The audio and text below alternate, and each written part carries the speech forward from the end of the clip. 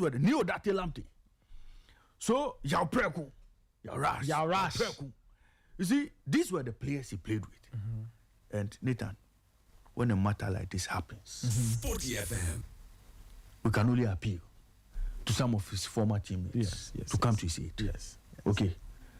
It's a sad story, and I'm sure most of the players haven't touched base with him, or maybe some of them are in touch with him. But it's a sad moment. And this is the last support they can give their friend, their brother, their teammates. This is the last support they can give them. Look, Nathan, they should reach out to the family of Kofi Nimo. Even if they were not there for him during his troubling times. Look, the last honor, they should reach out to Kofi Nimo's family and help him out. Look, Nathan, all these players I've mentioned, most of them are doing well. They're doing very well. And it's a sad moment that they should reach out and support the family of Kofi Nimo. Look, no ifs, no buts, no what haves, no what could haves, no. Let that humanitarian part of us come out. Yeah. And let's support the family of Kofi Nimo. Kofi Nimo served the nation well. He served House of Folk well. And House of Folk, I think, you see, House of Folk should be reaching out to the family of Kofi Nimo. Yeah. And finally, the GFA. I know they have a GFA cares fund sitting down there.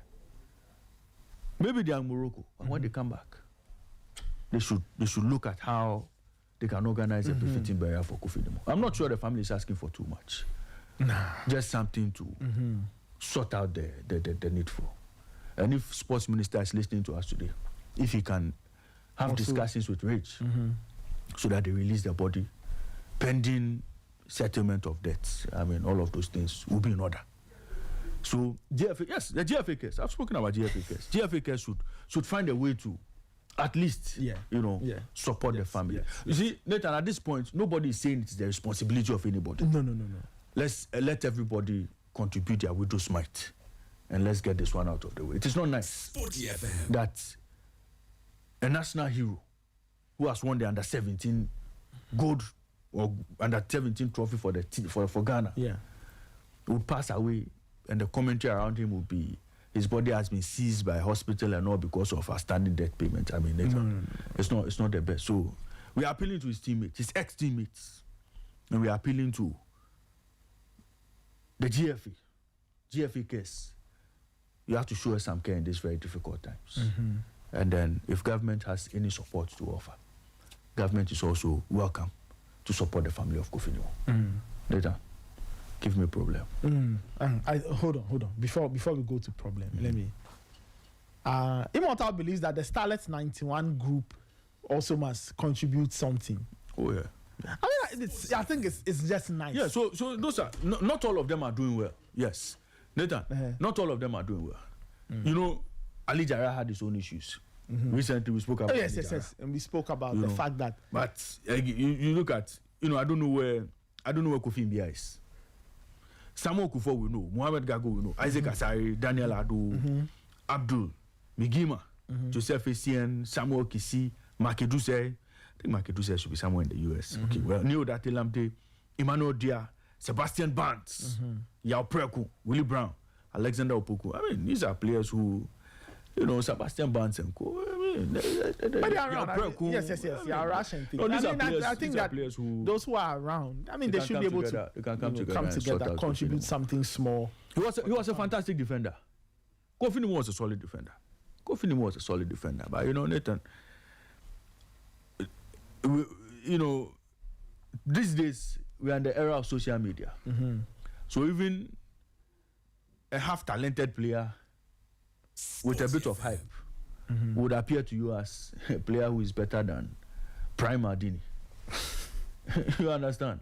Yeah. So, this is where we are. The limitations of their period and our period. Yeah, I mean. But Kofi Nimo was a good defender. Very, very, very solid defender. And I'm sure if we reach out to his former teammates, and I'm sure Immortal will arrange a few of them for us. If we reach out to some of his former teammates, Yao Preku and Co, they'll tell you what a solid defender he was. Even Sami Kufo will tell you, Kofi Nimo and the likes, solid defender. So Nathan, I think that it's an appeal. Nobody will ask anybody. Nobody will force anybody. This one is an appeal. Yes, let's support the family. Lay Kofi Nimo to rest in a dignified manner.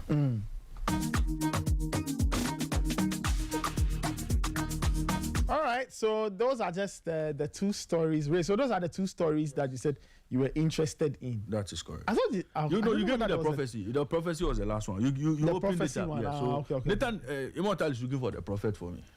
You come and join me here. The prophet.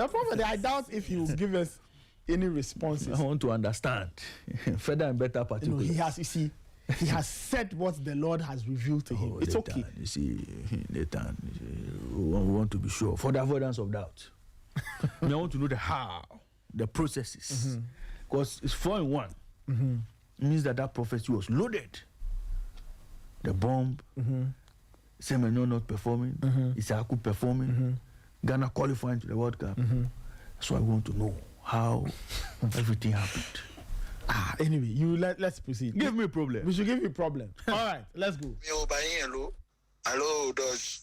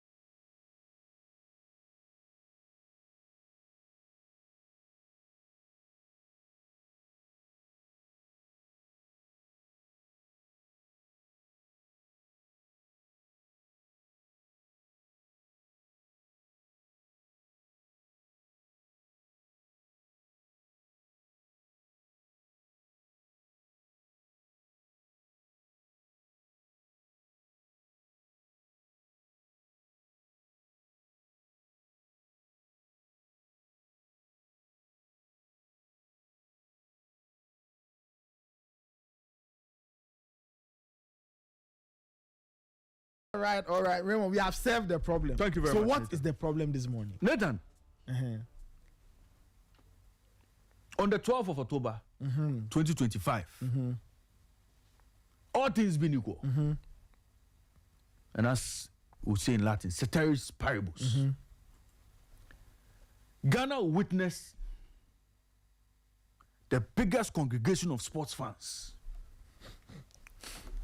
at the Accra Sports Stadium for Ghana's game against Comoros. All things being equal. So, by the time the Black Stars are done with Comoros, Central African Republic tomorrow, the game against Comoros will be the Black Stars coronation match, where we would go to the stadium to go and make merry and party for Ghana's qualification to Canada, USA, and Mexico. Okay. A lot of people's dreams will be made through this historic qualification. A lot of people's lives will be changed through the Ghana's qualification to the World Cup. Okay. So Ghana's biggest congregation at any sports event will most likely happen at the Accra Sports Stadium, 40,000 seater Accra Sports Stadium, on the 12th of October 2025. Nathan, biggest ever gathering, underline that for me. Biggest ever gathering. Okay. Because it will be a party time. Having said this, Nathan, let me go to the NSA this morning. The NSA must be aware of the challenge the numbers will pose. The voice of sports. And the NSA must be concerned about what could possibly happen on match day. The NSA, as we speak, have not told us if the full capacity at Accra Sports Stadium is going to be in use. Or we are going to use 26,000 and the 14,000 which we are told is under construction will be ready to host fans on match day. Nathan, what I am picking is that the problem at that standard has been abandoned, or we agreed to abandon. It's exaggerated. How so? The problem is not as huge, the problem is not as threatening as many have made it seem. Because in matches against Chad, in matches against Mali, we saw fans troop to that stand. There was no danger, there was no disaster. Hey. According to information I'm picking, that section of the stadium will be open for fans to enter. And again, according to reports I'm picking, 80% of the work around that side has been done. The NSA must come and confirm if all these things are saying it's on paper or false within the book. If that is the case, Nathan, the entire 40,000 capacity stadium will be opened to the public.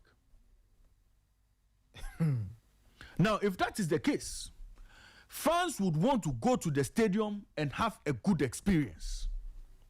What is the NSA doing? You see, NSA, it will not be business as usual. We will not come to the match venue and be packed at the gates like sardines, only for us to push the gates down and enter the stadium. That is not how we want to enter a match venue. That is not the kind of experience we want to have. If you position policemen as if to ring-fence the stadium from intruders, for only those who have tickets to go through, let it be so. Up until the point where the fan gets to the stadium, let that process be smooth. Later, you will not go through all the security checks only to get to the gate, and then somebody says he's inspecting bands or he's sharing bands. Then it creates another gathering where fans get agitated. No, we will not take that. So the NSA must begin the education and sensitization today as far as the kind of experience we should expect at match venue on Sunday is concerned. Look, it's a 7 p.m. kickoff. Sporty We are going to play the game under the floodlights. We are going to have the party under the lights. And every single Ghanaian who would purchase a ticket to go and watch the game must have a good experience. Look, Nathan, it has been the practice that we bring policemen to the match venue to almost like intimidate the supporters. That almost seems to be the behavior of the policemen. The policemen are always there, almost as if they have to scare people. Yes, you know, almost as if they want to intimidate the crowd. No, sure? Nathan, come on, Nathan. We've been to match venues. Look, the police must be deployed to maintain law and order and help fans have the kind of experience they need when they go to a match venue. Check tickets, make sure fans are safe, walk through the barriers, walk through the barricades, get to the gate, and go and sit at their place. Nathan, all of these things the NSA must ensure that come match day, we come to the stadium and live with an experience. Nathan, I don't want to come back and sit on radio on Monday and be talking about what the police didn't do, what the police did right, the people flipping walls, the people who didn't have tickets and came there, the people who didn't have tickets and still managed to get into the stadium. I don't want to come and discuss people pushing down stadium gates to enter the stadium.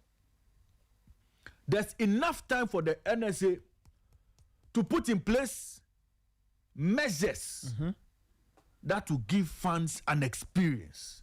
There's enough time for the NSA to properly plan what should happen on Sunday to ensure that fans have a good experience. And you see that, and I'm stressing on fans having a good experience because our previous 2 games at the Accra Sports Stadium, a lot of fans have not had pleasant experiences. It is the responsibility of the NSA to make sure that tickets that are sold for 50 cedis do not end up in the hands of people who sell it for 150 cedis or 200 cedis. Okay. Ticket racketeering has also become the order of the day. It is the responsibility of the NSA to make sure that we do not go and buy tickets at exorbitant prices. Nathan, a 50 cedi ticket cannot be sold for 200 cedis because some people have decided to hoard it only to release it on match day to make profit. The NSA must ensure that all of these things are checked. And you see, Nathan, today is Tuesday. The match is on Sunday. That's why I'm calling the NSA early. And drawing their attention to the things that could most likely happen. If you are printing tickets, 38,000, 40,000, whatever number you want to print, make sure you block all the loopholes. Make sure on match day, we are not exploited at the gates because we didn't buy a ticket early. If you are selling advanced tickets, sell them. If there's a digital platform via which we can acquire tickets, a digital platform where we can go and comfortably acquire tickets and come to the match day, match venue without any challenges, so be it. But Nathan, Ghana versus Comoros should not serve us the fun experience we got when we went to watch the game against Mali or Chad. We want better. And this is the third opportunity we are giving the NSA to right the wrongs. This is the third opportunity the NSA is getting to right the wrongs. If we are opening up the stadium, NSA come out and tell us today that indeed you are selling the remaining 14,000 because you've done the work on the stadium. Because Nathan, what I'm picking is that they open it up. So you want the NSA to tell us boldly? Come clear and tell us that look, you've done the work on the facility. You've completed the work on the stands, or it's in the pipeline and it will be ready by Sunday. So that fans who would even go there or purchase tickets to go there will be assured of their safety and security.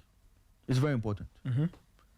All the modalities that they have set out to make sure we have an experience, to make sure the smooth operation on match day for ticket holders, the NSA should come out and tell us. And the NSA should have a word for the so-called hooligans who they claim come to support the party.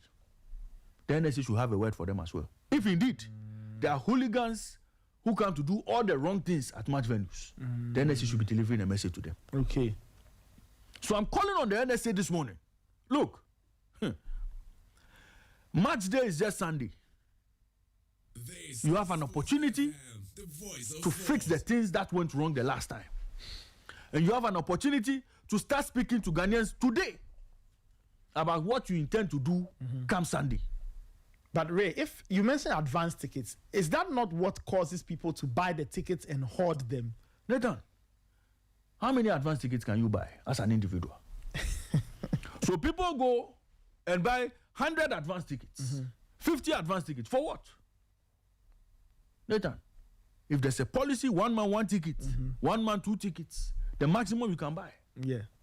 For the World Cup, for example, FIFA has announced that the maximum I think you can buy is a 6 Nathan. or so. Yes.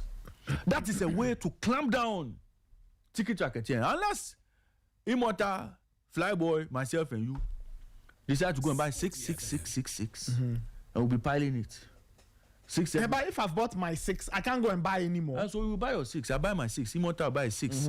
Flyboy will buy 6. Fidelis will buy 6. They will be packing it because we want to do business. Unless that is what people want to do. Unless that is the stress people want to go through. Unless that is the stress people want to go through. But otherwise, if the NSA is selling tickets, Nathan, why should I walk to NSA and go and buy a booklet of tickets? And the NSA will sell it to me. That shouldn't happen. Nobody should show up. It shouldn't happen. It shouldn't happen. I see. If you are buying for a corporate entity, there should be checks and there should be checks. So Nathan, I'm saying that look, the Comoros game could be Ghana's biggest ever crowd at the Accra Sports Stadium because people want to come and watch Ghana's historic qualification to the World Cup. It's a life-changing dream for a lot of people. It has the potential, yes.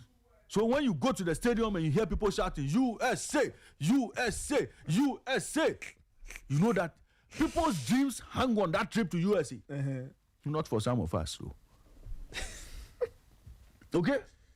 So that historic qualification itself is going to present a mammoth crowd at the Accra Sports Stadium on Sunday. The NSA must be aware. This time, no excuses. No excuses. Nathan, we want a near perfect show from the NSA as far as crowd management is concerned. Yeah. Crowd management, crowd sitting, crowd control, spectator experience. Nathan, the NSA must put up a top job because this is a celebration. Sporty FM. Nathan, having said this, the Black Stars must be careful not to make life difficult for anybody tomorrow. And then compound the issues on Sunday. The Black Stars must be careful. They must sort everything They out. must sort tomorrow. everything out tomorrow. Because on Sunday, Don't want Nathan, any pressure matches. on Sunday, Ghanaians want to come and party at the Accra Sports Stadium. Nathan, I'm done. Same time we be solution. The problem solved. So the NSA, this is our appeal this morning. We just want a good time on Sunday. We just want a good time on Sunday. And we just want a little clarity. Will the stadium be at full capacity? If yes, let us know. If no, let us know. And if it is no, what are the plans to ensure that people do not go and sit in the cordoned off areas? Nathan, don't worry about that part. It is not a no. You see, I always tell them my sources are deep. They'll open the stadium. They'll open it. Oh, Nathan. Full blast. But you after the last game, what was the argument? The argument was that, against Chad people sat there, nothing happened. Against Mali people sat there, nothing happened. The NSA is losing money. Didn't they advance that argument? Yeah, I thought I heard something. And so against Comoros, the biggest ever, the event that will be bigger than Rapaholic, bigger than, which one does Stoneboy do? Beam concert. Beam concert. Which one will King Promise do? I don't know. Promised Land. Promised Land. Yeah. Bigger than, which one again? They've been doing a lot of them. Oh, I've been doing. Rave, something rave. Dirty rave. Dirty rave. Bigger than Afrochala. Bigger than Afrofuture. That event will be happening at the Accra Sports Stadium. You don't want them to open it? Sporty You FM. want them to hide 14,000 tickets to open it. As for that one, don't ask, they open it. From what I'm picking, they open it. But we want fans to have an experience. Quality experience. Nathan, Sunday evening, after my fufu, all of us will eat before we go. Because the rest will be drinking and merrymaking. Drinking what? We are on duty. We are not drinking. It's only water and soft drinks. Nathan, is drinking? Okay, fine. Continue. We are going to party. The NSA shouldn't spoil the party for us. And that's why we are saying that. Look, they should do what is important now. They should do the right things to make sure we have that experience. And the Black Stars, we are cautioning you. Finish the job in Morocco tomorrow.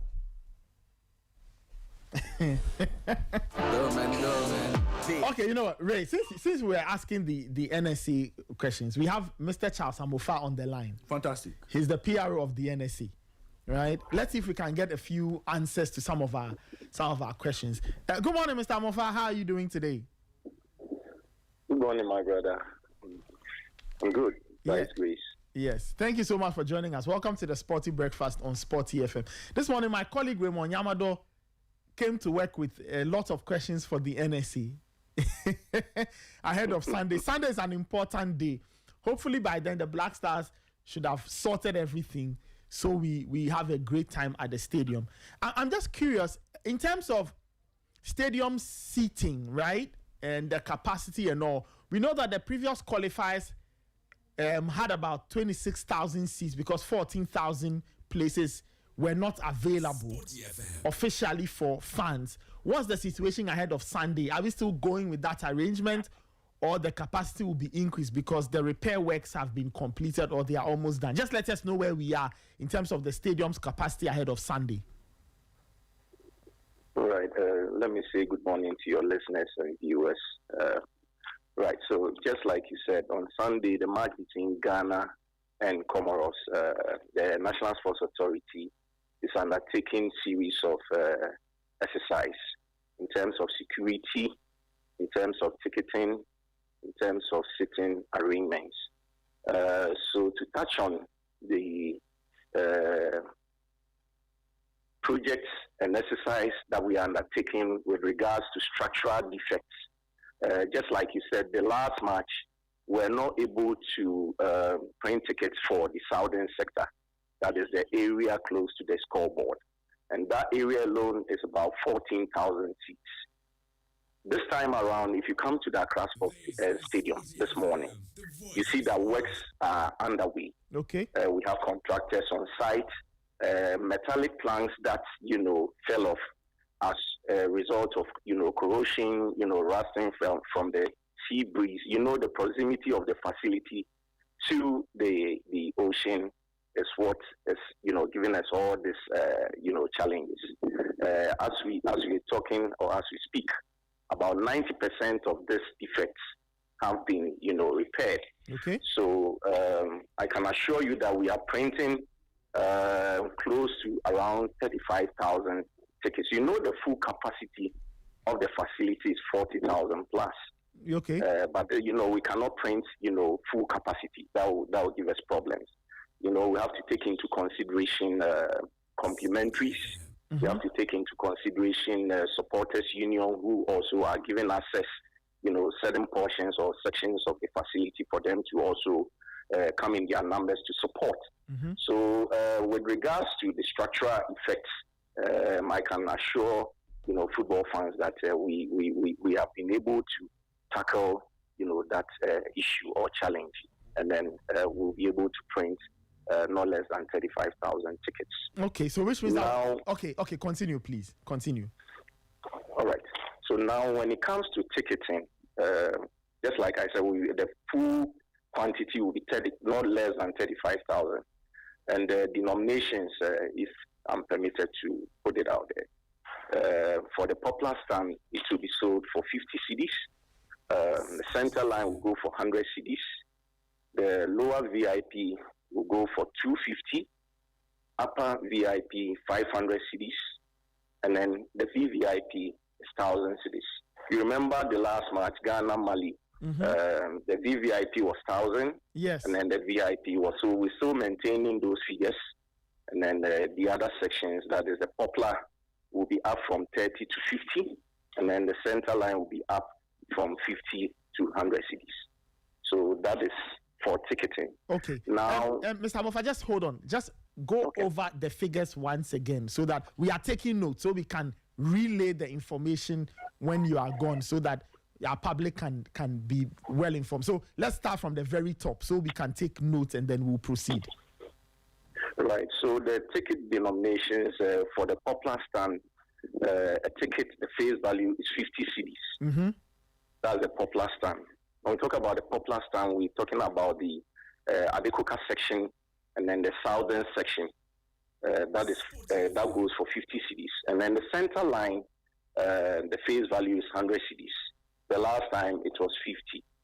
And then when you come to the lower VIP, mm-hmm. The face value of the ticket is 250 cedis. 250 cedis. Mm-hmm. And then the upper VIP is 500 cedis. And then the VVIP is 1,000 Ghana cedis. Okay.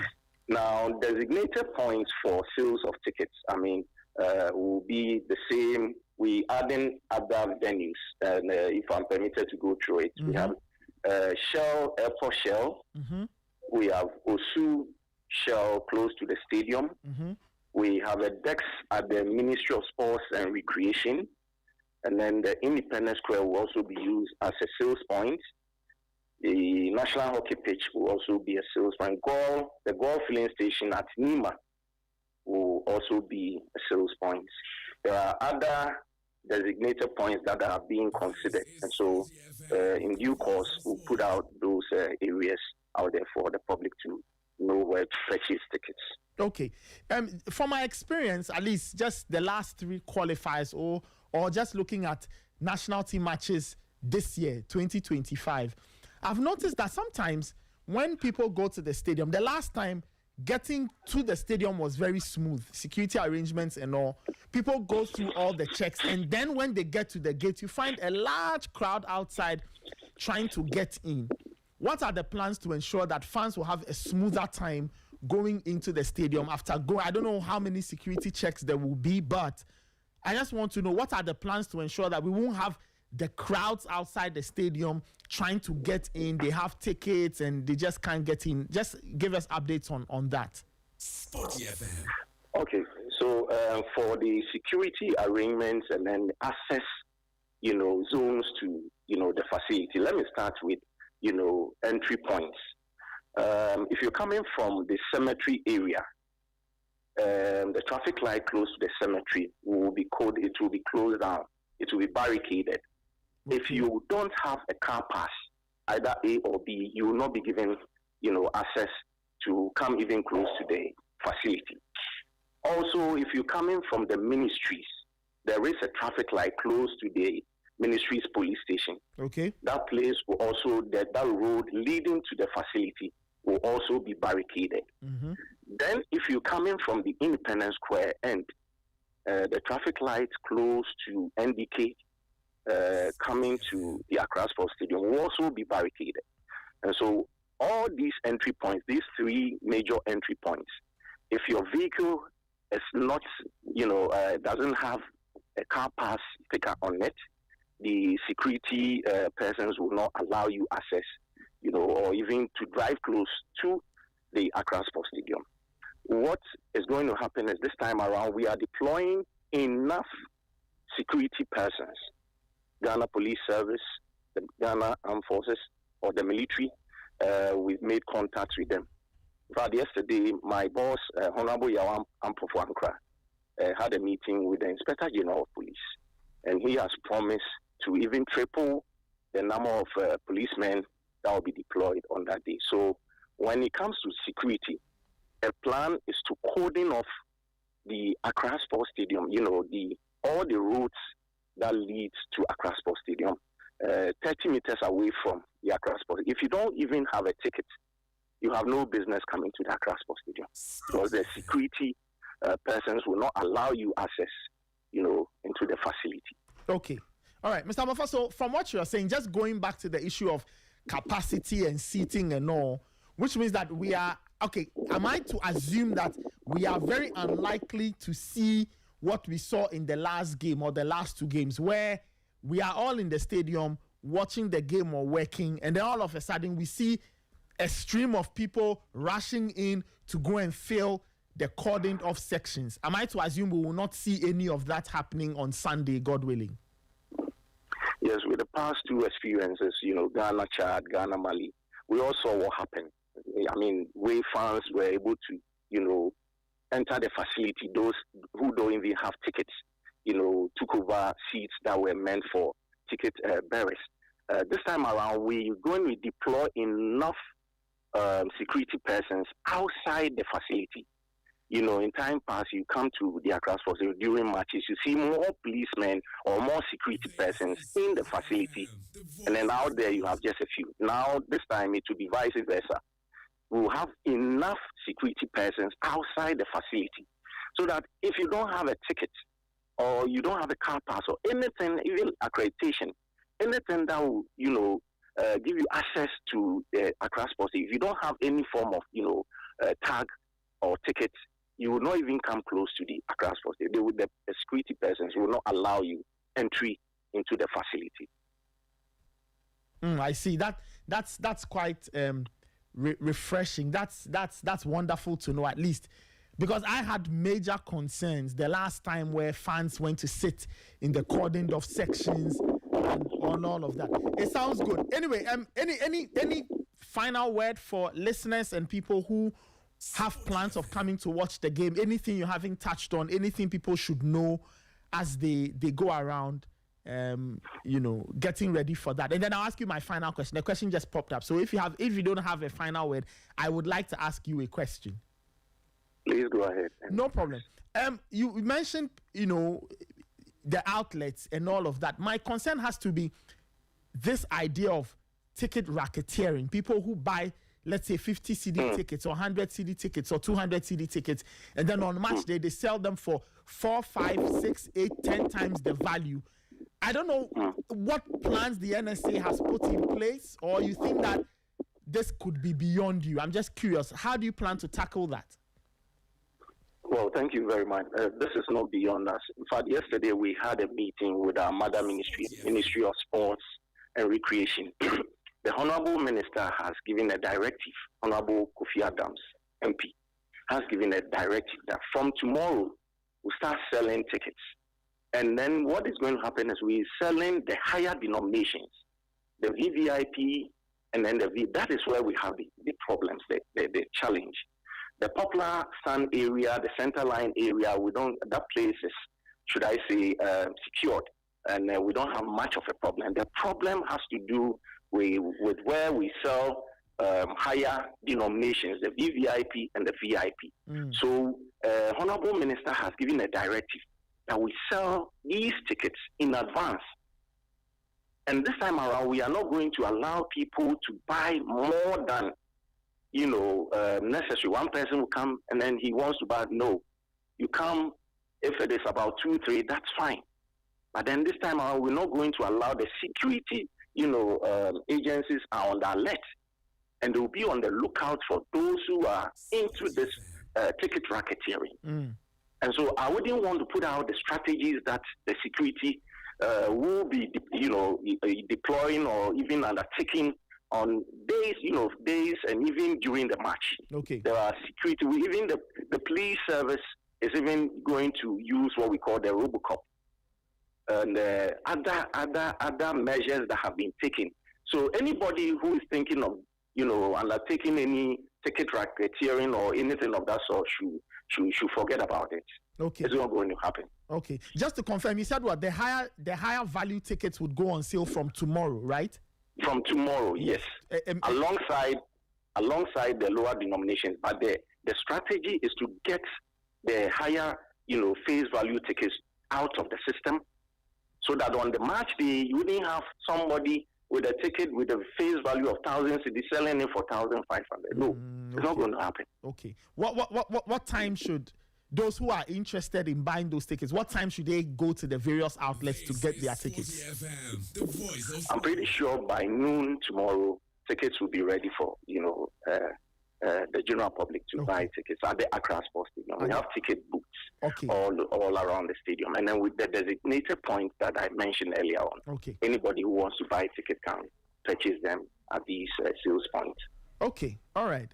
Sounds good. Mr. Amofa, thank you. Thank you so much for speaking with us and for giving us all these points of information. Thank you so much. I'm sure we'll speak again soon.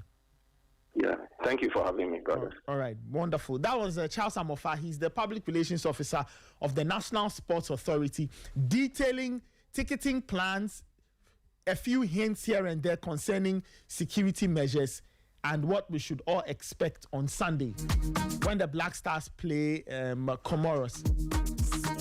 Now, the Black Stars are playing the Central African Republic tomorrow. As for Sunday's game, we will put it in the burner for now because we need the Black Stars to do the job tomorrow. Should they get the job done tomorrow, then Sunday there is a party time. I told you. Then Sunday is a party time. And the job will be done tomorrow. Yeah, so hopefully they should get that done. And then, Sunday is cool. Sunday is cool. Then we can all go and relax. But when should the Black Stars seal qualification tomorrow? Then Sunday we have to change the lineup. Or we'll discuss that. Let's discuss that Thursday. Yeah, I've told you. Let's discuss Thursday so that we have to give extra players minutes. Let's see what other people too can do. They must make life easy for everybody. Mm-hmm. For themselves too.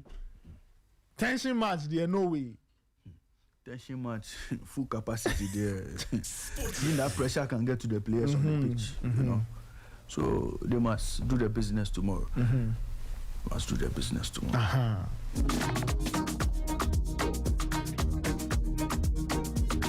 All right, it's 8:13. All right, let's open the phone lines. Let me take a few calls. Let me take a few calls from our listeners. 054-257-1061. 054-257-1061. 030-279-4805. 030-279-4805. This is the Sporty Breakfast. You can equally send us a WhatsApp message 054-257-1061. Let me take this caller. Hello. Good morning. Yes, good morning. Yes, concerning the fact that Raymond was talking about. What's your name and where are you calling from? This is All right, please go ahead. Yes, yes. Raymond was talking about the fact that he's gotten a hint that the what do we call it? The stand that is block will be open. Mm-hmm. You see, this thing has been there all this while. One of the NSA guys came to your studios the last time. Yes. He mentioned it. The CEO. He mentioned it that because the fans have broken to that side on 2 occasions, either it is fixed or not, they were going to open it and take money. If you remember. I remember. So yeah, so it's not a news. It's something that they deliberately have planned. They intended to do it. But we just pray that nothing happens, and that's all we are looking out for. And tomorrow too, I hope we win the match outward, and then Sunday we come and have party here. That is, you guys should have a nice day. Thank you. All right, thank you so much. 054-257-1061, 030-279-4805. You can equally send us a WhatsApp message on 054-257-1061. Let me take this caller. Hello. Okie dokie. This caller is not on yet. 054-257-1061. Hello. No, Nathan, good morning. Yes, good morning. This is Anas calling from Matayeko. All right, please go ahead. Okay, Nathan, I enjoyed the interview you had with the NSC guy. I'm in the PRO.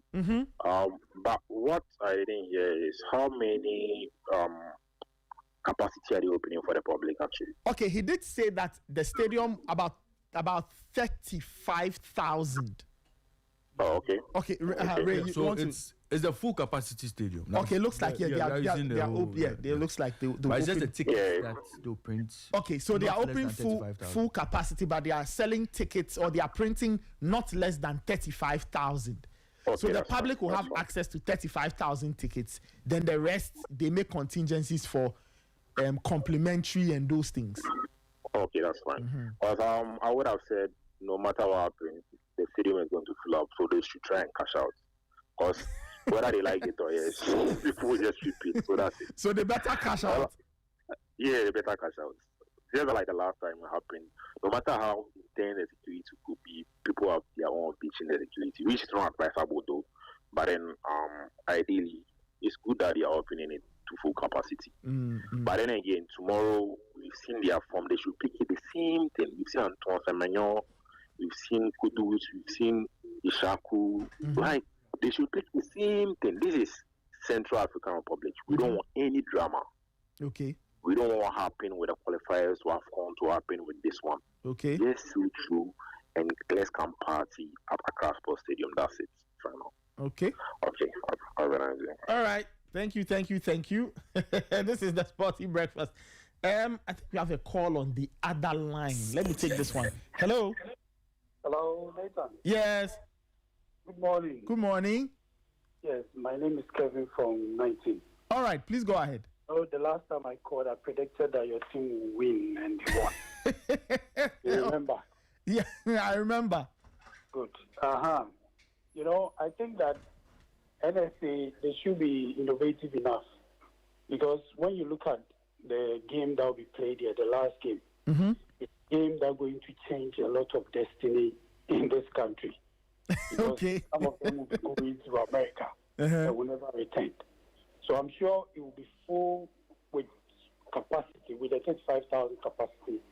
They can make a secret arrangement of mounting another, screen at the Independence Square, so that if it happens that the place is overflow or the number we are overwhelmed with the number, Okay. then they can quickly direct those who would come and then they will fill the gate and then you direct them there and then you organize them there. I mean, it should be more or less like a second contingent plan. I see. So you think they should set up a screen at the Independence Square? Yes, that Yapofankra should know this. I believe that you would not announce it entirely, but you can make the arrangements down, and then when it happens that we are overwhelmed with the number.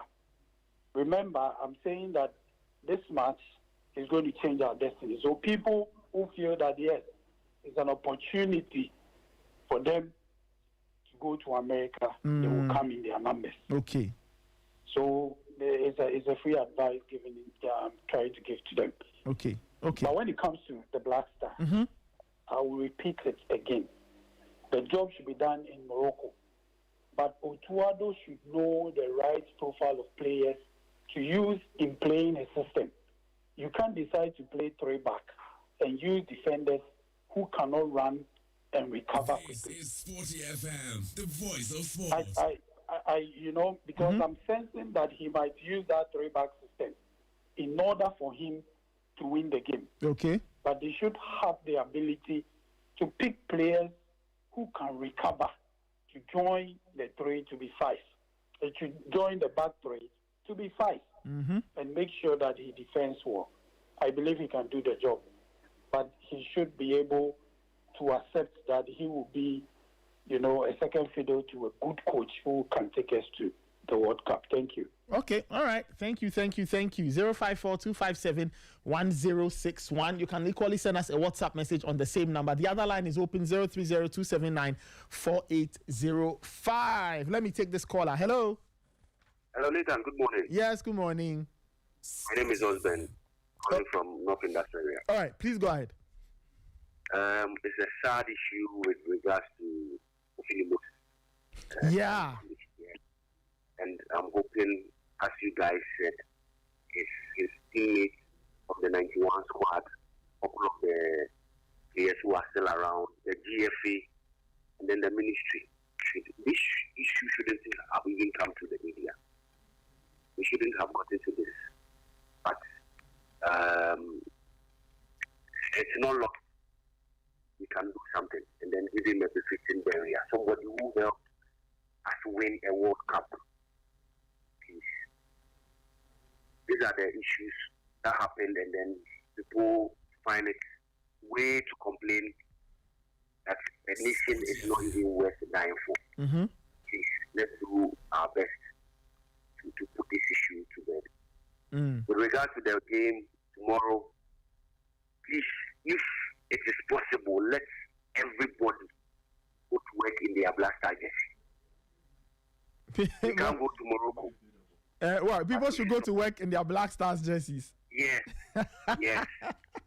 If it is possible, they can even break us for that period for us to go and watch the game, support them in spirit, so that the party will be on Sunday. I have high hopes that what happened to Madagascar in Morocco is going to happen to Central African Republic there again. Okay. Motivation is high, and the players themselves know what is at stake. The World Cup is a cash cow. Have a good morning. All right, good. Ray, whenever I hear that this World Cup will change lives and destinies, it really tickles me. Ray, what do we mean by the World Cup will change lives and destinies?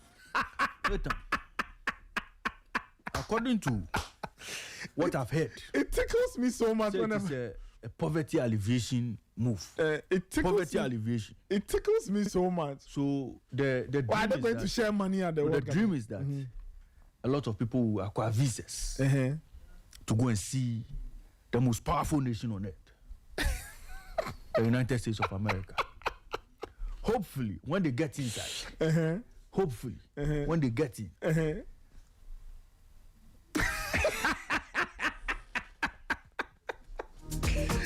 let me take this caller. Hello. Hello. Nathan, Yes. good morning. Good morning. Nathan, you know what? I have a very big fear. What's your name and where are you calling from? Anyway, my name is Moses. I'm calling from Lakeside. All right, please go ahead. My biggest fear around this World Cup qualification is the fact that sports pundits, fans will make it very impossible to acquire visa. Why? Because this whole thing about poverty alleviation is just changing. The U.S. Embassy has intelligence. They are picking it. Oh, but Nathan, of course, you know what? I saw that one. That's true. But you think they don't know? They know, and you know why? Because you see, Europe is going through a massive phase change in terms of immigration. America is going through a massive change in terms of immigration, and you think that they are not aware of this? They are very aware. We'll be here to discuss the number of tickets and visas issued to Ghanaians. We'll be here. We'll be so surprised the number of people who get visa. I think this whole thing is overblown. We should have kept quiet and then kept our intentions in our head.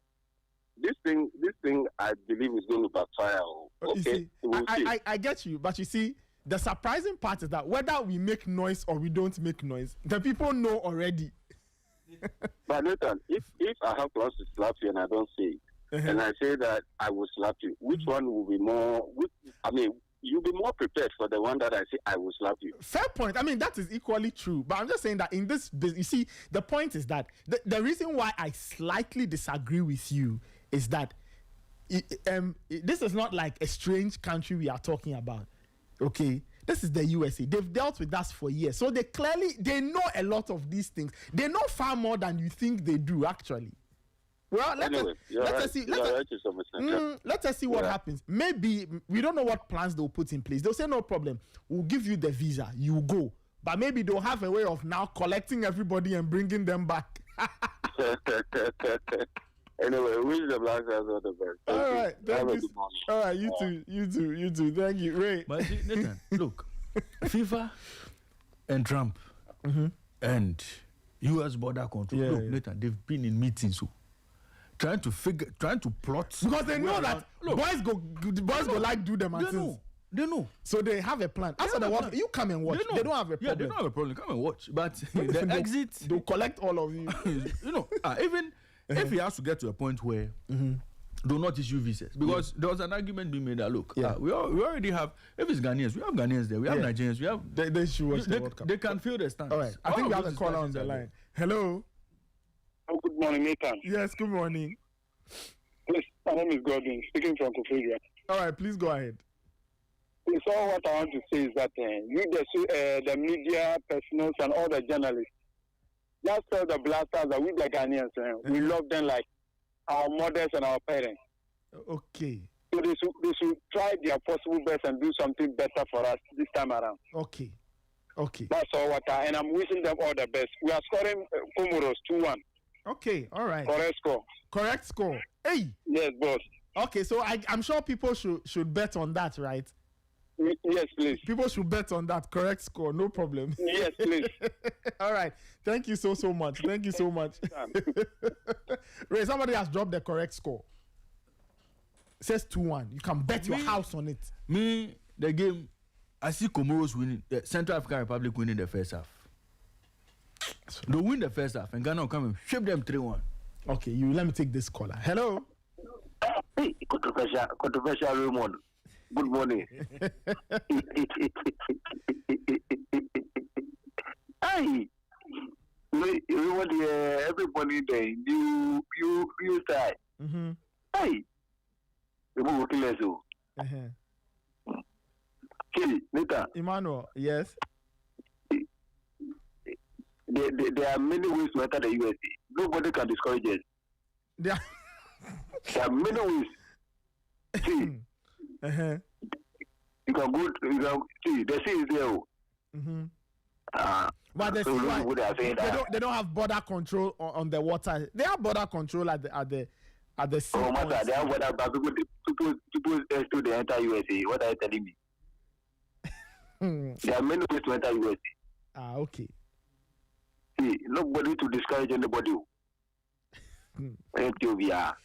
If you finish a play, maybe I don't know by MTOBR. Okay, no problem. We'll play that song. MTOBR. Later.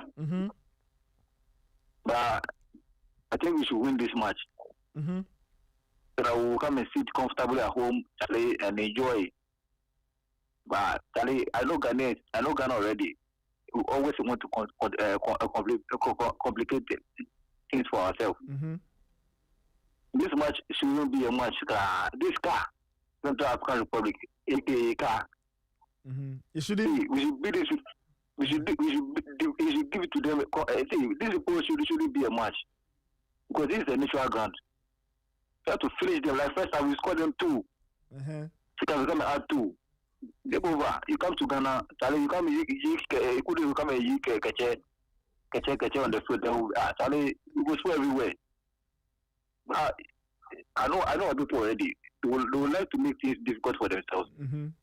But I hope it doesn't happen. I hope we win the game very comfortably and come home and say the victory, Charlie. We are getting ready. Nobody can discourage us. Okay. Nobody. No problem. We'll see. Even Trump. Nobody. He Trump here, that man. He don't say he will 3 years in the farm. He says he will rule USA for 50 years. He get our president get the same time. If he doesn't know, you should tell him. But what has that got to do with anything? He's not going to the USA for 50 years. The way he's living over the USA, no problem. He won't be there for 50 years, but now he's in charge. So whilst he's in charge, he thinks he's come to the USA for 50 years.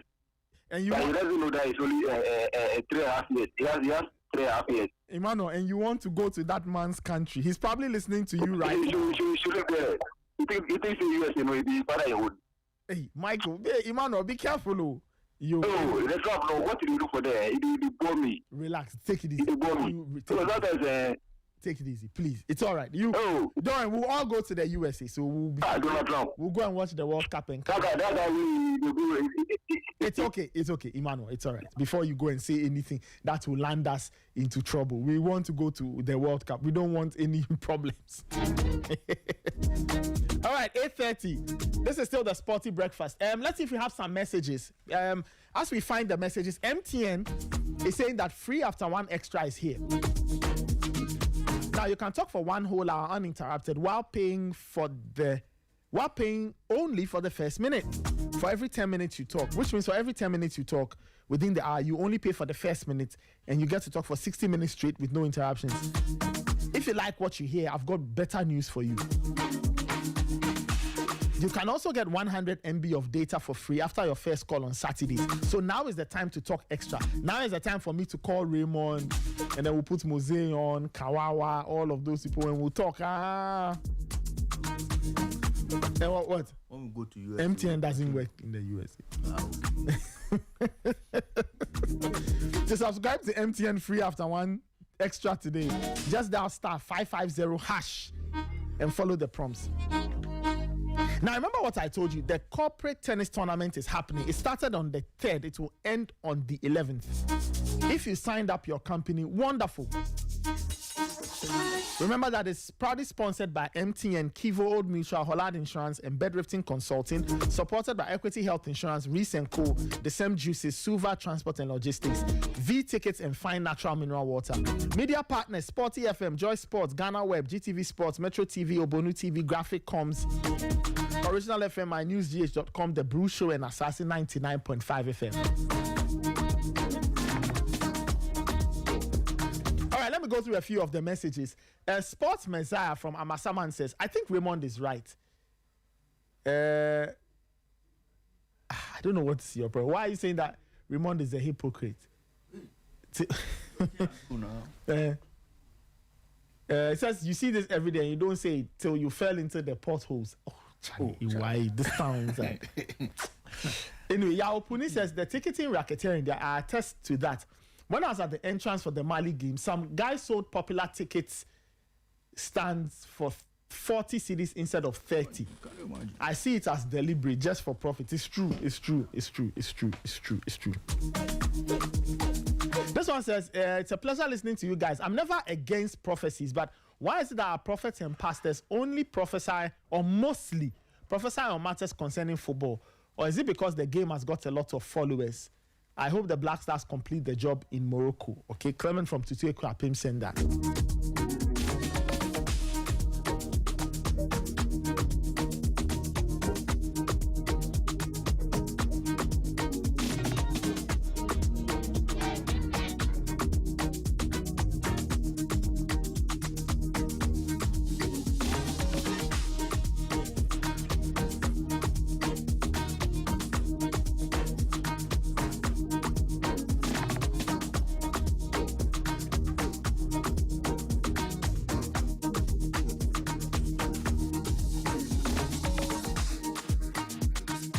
This is still the Sporty Breakfast, 8:33. You can still send us your messages, 054-257-1061, right? This is, we are heading into the international break. So the World Cup qualifiers in Africa will be concluding. South America has already concluded. Europe will be getting into their next phase of qualification. So that is the story. Later. So today we have spoken to NSA. They've addressed all the concerns. So I don't know when they were hoping to put all of these things they have in plan they have put on paper out. But it's good that we've been able to extract a few things from them. Tomorrow, on the problem of the day, I am entering water. You are entering what? Tomorrow I'll enter water. Tomorrow. My problem of the day, we are entering water. I see. The Ghana Swimming Association. It's on my radar. So watch out. Ghana Swimming Association is on your radar. Tomorrow, watch out. Watch out for what will be cooked tomorrow on the show. What have the swimming people done to you? Tomorrow, we'll give them problem.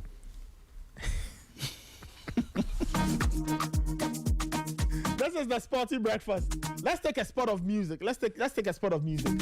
When we come back, we move the conversation on. It's 8:35. The Black Stars are in Morocco getting ready for the World Cup qualifiers.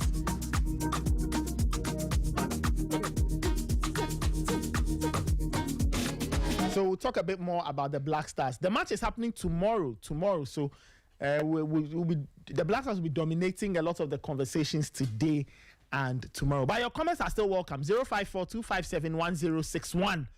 Send me your comments. Let's hear from you. Would love to hear from you. 054-257-1061. This is the Sporty Breakfast. Send me a WhatsApp message and we'll gladly read those messages before we sign out. Let's take a spot of music. When we come back, we do some more chit chat on the Sporty Breakfast. We'll be right back. Don't go anywhere. Sporty 106.1 FM in Accra, 91.3 FM in Kumasi, and 102.5 FM in Takrady. Sporty.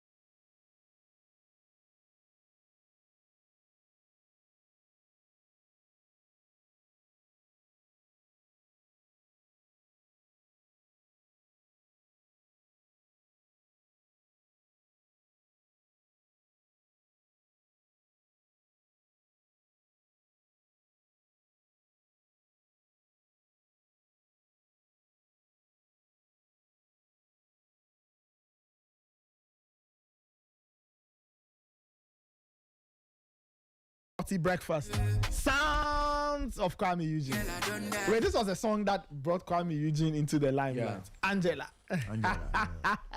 It's a very. I think but Kwame did he do MTN Hitmaker? Yeah. He was on MTN Hitmaker, right? Oh, I see. So it was after that he got signed to Lynx. They call me Eugene. You know, if there's one thing I like about Kwame Eugene, it's his ability to make his own music. I like that, right? To write his own songs, make his own beats. There's a YouTube video he once did, right, of how he produced Dollar on You. You should watch it. It's a very, very interesting video. He takes you through the process, how he made Dollar on You, right? And it's a very, very good thing. So which one is Dollar on You? If nothing on me, I'm a dollar on you. You know that one? Oh, so that is drop down. I can make you see that Ogunjola. Okay. I can argue that's my favorite Kwame Eugene song.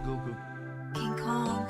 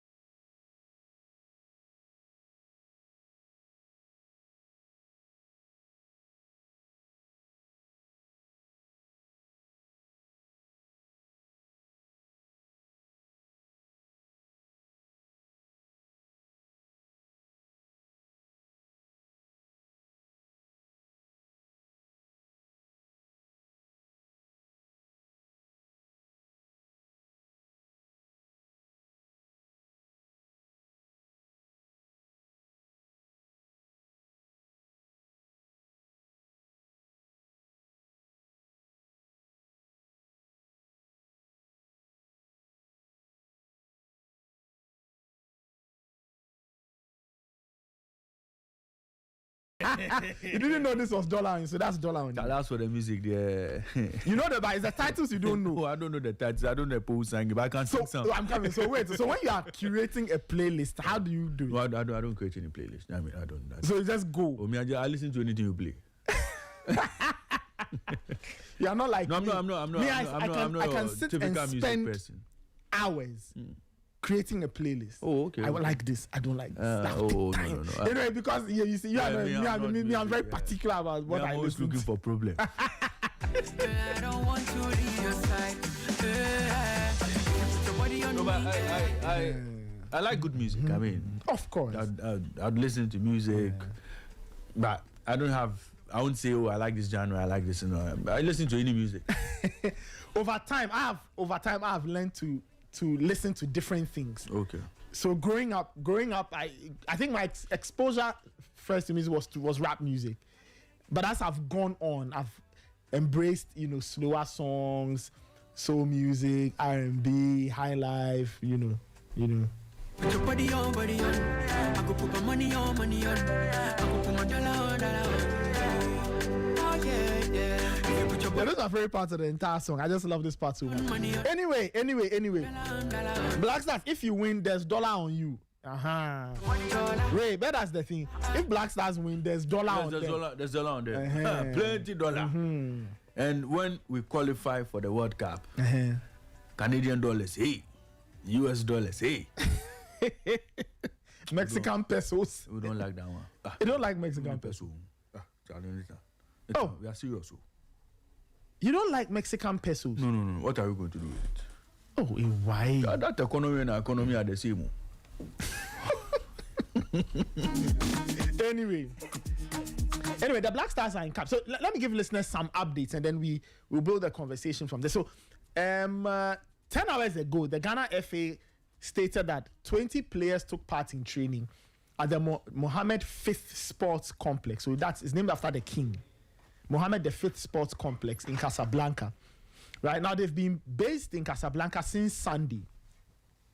Now, the players who took part in that training session: Lawrence Atizigi, Benjamin Asari, Joseph Anan, Ali Duseidu, Gideon Mensah, Jerome Opoku, Ebenezer Anan, Alex Jiku, Elisha Owusu, Thomas Partey, Kwesi Sebo, Prince Owusu, Mo Kudus, Abdul Fattah Sahaku, Joseph Pinto, Christopher Bonsuban, Kamaldeen Sulemana, Jordan Ayew, Brandon Thomas Asante, and Antoine Semenyo.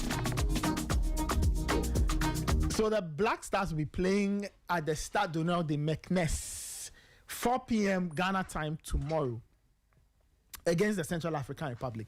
What are they looking for? They are looking for a win to effectively seal their place at the next World Cup. Now, the Black Stars are on 19 points. They are 3 points ahead of, which team is that? Madagascar. Madagascar, right? Yeah.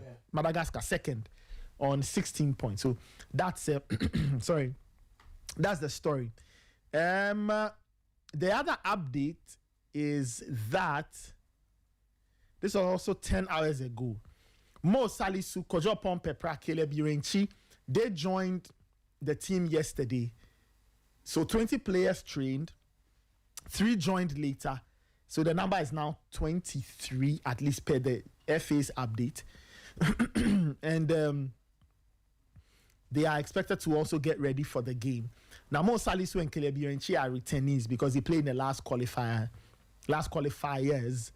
Kojo Pepra is a debutant. He plays for OGC Nice in the French Liga. And they are all getting ready to take on the Central African Republic. The other bit of update from the Black Stars camp, this was 9 hours ago. The Black Stars will be departing Casablanca for Meknes today, ahead of that game against Central African Republic. Fantastic. So they trained in Casablanca and then they are moving to Meknes today. So that is the latest concerning the Black Stars. Your comments are welcome, 054-257-1061. And you can send in your messages, WhatsApp messages. Would love to hear from you. I'm sure somebody may want to send us a voice note. Why not? Send us a voice note. We have the technology to play it, so we'll play it for you. Raymond Yamado is still here. Calvin Ousmasa is back. Calvin, I don't know if you have any thoughts. I don't know what's on your mind concerning the Black Stars. So it's an open field. I don't know what you want to say. Well, I think it's good. It's good to have the players in. Very, very short time for them to work on any other thing. But I'm sure in the last 4 or 5 games, if you're a player of this Black Stars or you form part of the core team, which I know Utuado and his technical team know the core who will play, they should know their duties. You know, they should know the style. They should know the game plan that will be in there. It shouldn't be difficult to communicate, at this level. Fine, there may be disparities in pitch or playing surface that, they'll be having issues. There are times, even when you play on certain types of grass, depending on how it's been mowed, it's been rolled over, texture may be different, and then the balls would have to be different. And let's not forget that the balls that these players play with in Europe differ from what they use when they come for the qualifiers, because each continent has its own, kit sponsor. Even in the Champions League, the balls they use for the Champions League are not the same as the balls that they use for that is the Premier League and then La Liga, and then when you go to Europe to play. So there are lots of disparities in there, but I'm sure that the overarching concern is that, yes, you have numbers in, less injury concerns. You had all the players getting to come before any injury is recorded. It's only Iñaki who couldn't turn up. But once he did not turn up, it meant that, yes, you have to re-strategize and have a new plan once you have these players. And I'm even sure that without Iñaki, it shouldn't be difficult for Otoado to have, a plan that will fit the rest of the squad. So I'm happy. It looks like morale in camp is very high. I saw videos of Ali Duseidu, Fatau Ishaku. I saw the team training, the goalkeepers. Everything seems to be fine, and then mood in camp is very high. Positivity, and that is what we call confidence. A string of good results, has brought that confidence in the team, and hopefully. You look at the performance of all these players over the weekend and during the midweek in European competitions, it clearly gives an indication that, yes, you have a number of them, or a core number of them, who have played in high-profile games. Thomas Partey played against Real Madrid. Anton Semenyo was brilliant on Friday. Mohamed Kudus managed to get himself on the score sheet. Kamaldeen Sulemana was brilliant, in midweek and also over the weekend. We've seen players, Ali Duseidu back from injury. Salisu played in the Champions League. So we've seen these players playing week in, week out and playing at top level. So once they've been able to put themselves in pole position to qualify, we expect them to get a very good result against, Central African Republic. This is a neutral venue. It's a neutral venue. It's more like you are playing a World Cup game. So just go in there with less limitations, and I just hope that Otado will not go and be, too reserved like he does in games. He will open up. He will allow the players to express themselves, and Ghana will get the best result from there. But we should tread cautiously. The Central African Republic team are no pushovers. Yeah, of course. They are no pushovers. We experienced it when we hosted them Exactly. here. We won that game 4-3. Exactly. They are no pushovers. So you just need to be very vigilant and cautious of whatever game plan that you have, so that you have the best of results. So we trust the team. They've delivered in the last 4 or 5 games. They should be able to do this. Well, in terms of form, the Black Stars, this is their last 5 games, right? The last 5 games. These are the results.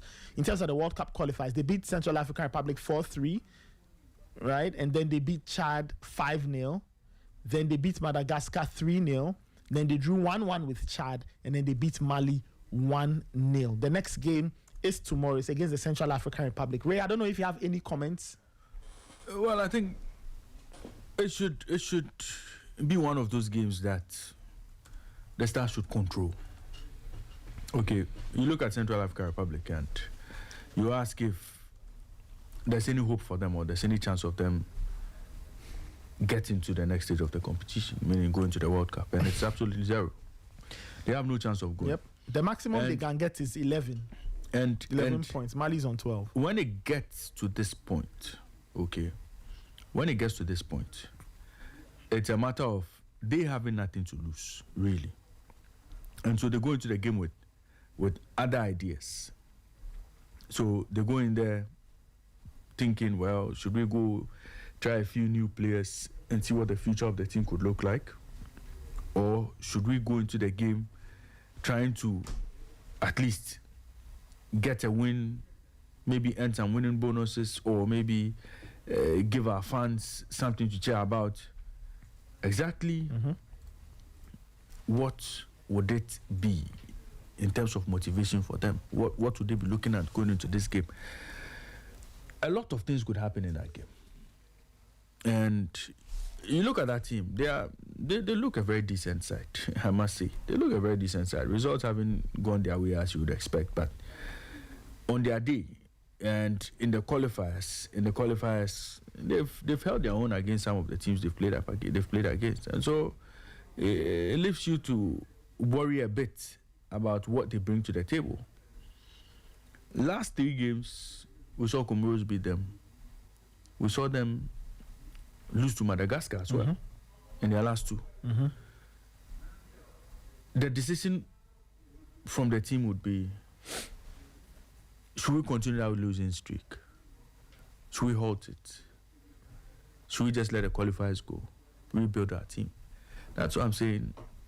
Depending on what their motivation is going into this game, they could cause a problem or maybe just pushovers for us. Okay. But whichever way, the Black Stars should have enough quality in their food to be able to get a result against Central African Republic. They should be. They should be able to hold their own against them. When the qualifiers started and we played at 4-3, almost everybody thought they had a fair chance of qualifying. So they gave it their big push. It didn't come off. And even at that time, the Black Stars were not as confident as they are today. I don't see Central African Republic putting 3 goals past the Stars like they did in their last encounter. And so the Stars should find a way to put the balls at the back of the net, and it shouldn't be beyond them. That's why some of us are confident the Stars can do it. But where the challenge comes in for me is how much time the team has been together. And like Kelvin said, Otto has a core of his squad. He knows the players who do the business for him. But even that, you still need the players to come into camp and then figure themselves out, get a bit of team chemistry going for them. That has not been the case. And I think we suffered that in our last game against Chad. The team looked well drilled when it played against Mali. But against Chad, they were a bit all over the place because of the obvious reason. They didn't have enough time to camp. So that issue would come up again. But with CR not having anything to lose in this one, I just think that the Stars should be able to take advantage of they not having anything at stake. And we being the hungrier, or we being the team that wants it more, to give it a push and play a final game against Comoros as possibly a dead rubber game. So the Stars, their work is well cut out for them. I don't see an upset in this one. I don't see Central African Republic spoiling our party. I don't see that happening. Well, we'll have to wait and see. The Black Stars, the last time they played on a neutral ground was against Madagascar. The team got a 3-0 result in Morocco. So that should give the team some confidence today. It should give the team some confidence as they go into the game. Of course, with against the backdrop of the fact that a win is likely to sort things out for the Black Stars. I think that is at this point, I think it's a great way, Kelvin. I think it's important that we highlight the scenarios so that people know what exactly we are dealing with. Okay, so it's a very simple thing Ghana needs to do.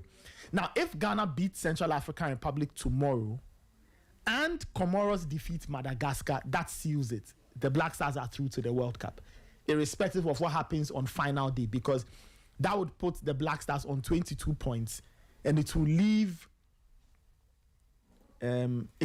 Madagascar stuck on 16, and there's nothing they can do about it. Yeah. So that is scenario 1.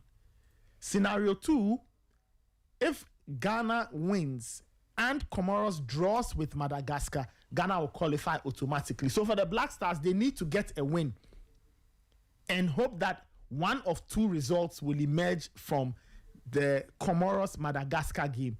Either Comoros wins or they draw. What they want, or what the Black Stars want, is Madagascar not winning. Yeah. Either a draw or a loss, and then the Black Stars will do their part, win their game, and they are through. That is all the Black Stars need tomorrow. That Madagascar will not win their game, either a loss or a draw, and then the Black Stars will win theirs, and then they go through. Now, assuming that even that happens, assuming that Madagascar do not win, let's say Madagascar draw their game, they go to 17 points, and the Black Stars draw their game, they go to 20. Right? Now, when that happens, there's still a 3-point gap. All the Black Stars will need to do is now to avoid defeat at home against Comoros, and they are through to the World Cup. Because the tiebreaker, I have to check the tie. I think the tiebreaker, the tiebreaker will have to do with, I think, head-to-head. Yes, it's a head-to-head. I'll have to. Yes, a criteria. Okay, all right. So it is. I suspect. So if there's a tie, I'm just checking. So the tiebreaker criteria, in case of equal points, 1, overall goal difference. So the team with the best goal difference across all group games, right? So if two teams are tied on points, they check the goal difference. So the goal difference as things stand, Ghana plus 11, Madagascar plus 7. So there's that. 2, number of goals scored. Okay, the team that has scored the most goals. So Ghana, 17 goals scored. So it's important to score. When we say people should score, they think we are joking. It's important. And then head-to-head. So the head-to-head kicks in, assuming that we still cannot break the tie based on goal difference, based on number of goals scored. Then we go to head-to-head. Now with the head-to-head, Ghana has a fantastic head-to-head over Madagascar. We beat them on 2 occasions. 1-0 at home, 3-0 technically away, but it was on a neutral ground. So based on just these 3 things, the Black Stars seem to be on a good path. Overall goal difference, number of goals scored, and head-to-head. If nothing works, then we start to go to goal difference in head-to-head matches. Even that the Black Stars have a goal difference of +4 in the head-to-head against Madagascar, assuming that the two teams are tied on points. So, and the number of goals scored in head-to-head matches, the Black Stars leads by 4. So at least criteria 1 to 5, the Black Stars are fine. Then we move to number of away goals scored. Fair play ranking. A yellow card is -1. Second yellow card, indirect red card -3. Direct red card -4. Yellow card followed by direct red card -5. If nothing works, drawing of lots. As things stand, it's very unlikely we'll get into those realms. So criteria 1, overall goal difference. Criteria 2, number of goals scored. Criteria 3, head-to-head. Criteria 4, goal difference in head-to-head matches. Criteria 5, number of goals scored in head-to-head matches. In all of these things, the Black Stars are in a safe space. Yeah. But what they need now is to get... So what they need now is Morocco to drop points. Sorry, Madagascar to drop points. Madagascar to drop points. And then the Black Stars will get a win. Even if they get a draw tomorrow. And they go into the final game and everything plays out. Ghana gets a draw and then let's say Madagascar fail to... If Ghana gets a draw and Madagascar do not win, it's practically done. Because that will put the Black Stars on 20 points and it will leave Madagascar stuck on 16. That's it. So the Black Stars won. So they need to do two things: avoid defeat and hope that Madagascar drop points. That is all. Yeah, I think it's a very straightforward thing the Black Stars need to do. Now, to circumvent all of this, they should just win and hope that Madagascar will drop points. And once Madagascar do not get 3 points tomorrow, the Black Stars take an extra step closer to the World Cup, and they could seal everything if they also avoid defeat and all of that. So that's the scenario. Listen, the scenario, different scenarios play in the Black Stars' favor. Yeah. A draw gives them 20 points. Madagascar, if they draw 17, okay, then they go into the final day. Whatever happens, it will come down to goal difference. I think the Black Stars will be fine. If Madagascar do not win tomorrow and the Black Stars get even a draw, that is it. It's done.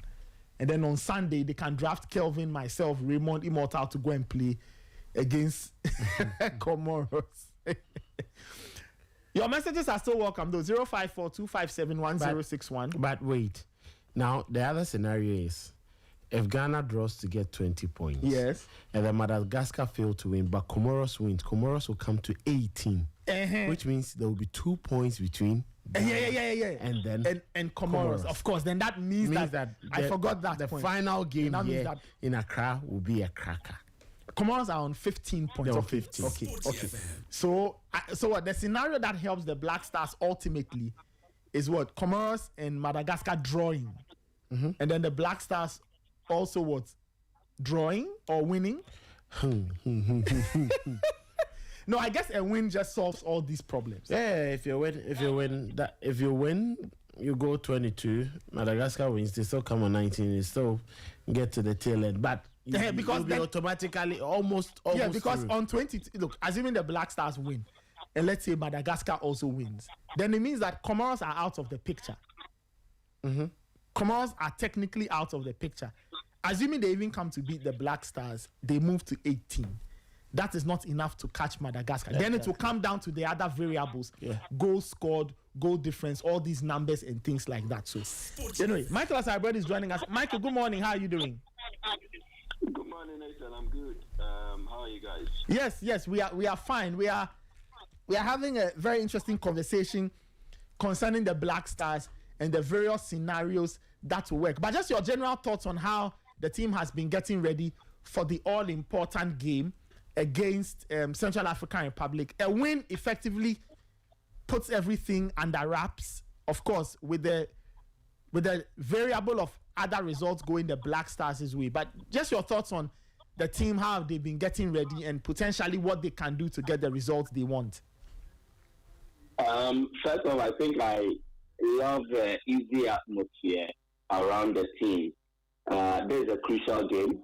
It is a must win. We must secure the tickets to the FIFA World Cup 2026. And I don't know where Ghana will be based. I don't know where we'll be playing our games, but it is the prayer of the entirety of this nation that we play against in the US of A for various reasons. And I love the atmosphere around the team. The playing body seems to have eased to each other. They've warmed up to each other. The camaraderie around them, that friendliness, you can see the vibe oozing from each player. You see them walking in pairs or in threes, and you see them engage in hearty conversations. It kind of gives off this impression that all is well in camp. The playing body are well settled. They see the sense of brotherhood and why they need to embrace each other and work collectively. That is very positive. Also, stuff happening around the team, the presence of former players or former skaters like Stephen Apia, Samoa Chan, how they have been communicating or engaging these players and everything. The overall mood around the team seems so positive, and I like it for a game like this.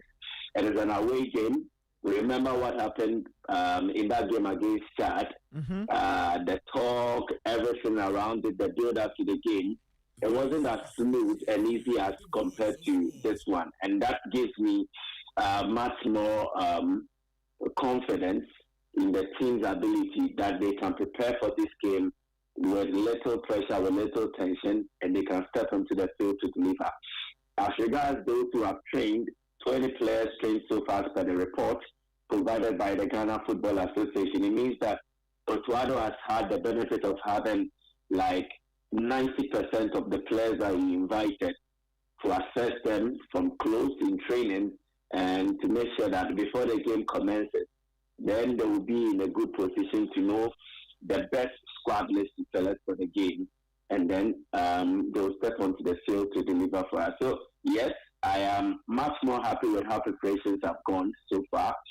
We've not received any bad news regarding injuries or staff, and I think, bar the withdrawal of Iñaki Williams, Otuado has a good selection, a good pool of players to select from, and he should give us a very good starting lineup, a very good bench, and then also approach the game in a manner where it will help the ambitions of the Ghana team to get a win and then help us to book that ticket to the World Cup 2026. So far, I think it's been so very good. Quite interesting. We were talking about, scenarios and what the team needs. Do you think that, the fact that there are all these different scenarios and all could maybe have an effect on the team and how it gets ready? Because on one hand, all kinds of scenarios could work. A draw could possibly work, but of course that hangs on what happens between Comoros and Madagascar.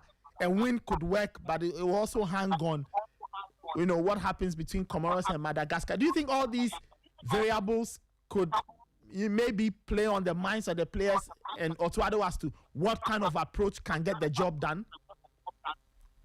Well, I think our case is much more simple in the sense that when we get that win, definitely we are through to the World Cup, irrespective of what happens in the other game.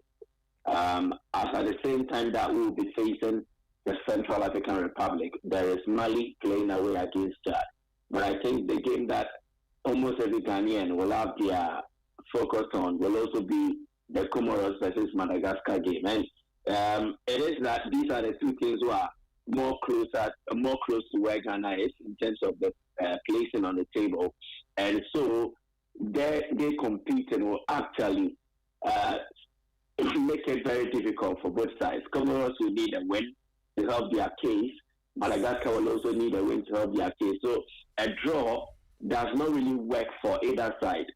Only that if they're able to secure a draw, and in the unlikely instance where Ghana loses to Central African Republic, then it helps their case. But so it means Ghana just has a simple job. Even before we start to have our eye on other eye on this game against between Comoros and Madagascar, we just have to do our simple job, which is to get that win against Central African Republic. I know it's been tricky. Many expected us to get that win against Chad away from home, and it did not turn out that way. But I think we've had the benefit of going through this qualification process where we've recorded some impressive results on the road. The only exception will be that game against Chad. We beat Madagascar 3-0. We beat Mali 2-1, all on the road, which is quite different from how we fared during the AFCON qualification process. So the dynamics and everything around this game means that Ghana has its own destiny in our own hands. So we have to just understand the assignment at hand. We need to embrace the responsibilities that comes with it, and then just step into the game against the Central African Republic and get that win. The good news is that it is a game that will be played home away from home, which is a different environment from the Chad game. Chad were playing at home for the very first time in as many years, and the atmosphere, the build-up to the game, everything was different. It would have been a different case in the game against Chad if it was being played away from Chadian territory, where maybe the game was to be played in Morocco. Then, like the game we played against Madagascar, then it was a neutral venue. You don't actually have that feel where the home fans will come, create a certain atmosphere so that it makes it a bit tense for the team. This time around, it is a different venue. It is a neutral venue, so the Central African Republic team will not have the benefit of having a lot of home-based fans come to cheer them up. It is a different environment, and that's why I think that it will allow the Black Stars to settle and do what they are supposed to do. Both the teams don't know what it takes to play on that pitch in Meknes. So clearly, it is anybody's game, and I think Ghana has the quality to step out onto the field, beat the Central African Republic, get the needed points to secure qualification. Only that we need to get our selection right, we need to get our game plan right, and also application needs to peak beyond even 100%.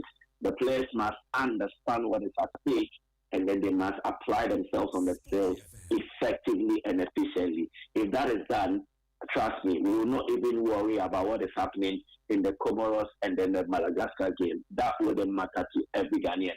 When the scoreline reads Central African Republic 0, Ghana 1, or Ghana 2, or Ghana 3 at a point in time, we will not care what happens in Comoros and Madagascar in Ivory Coast.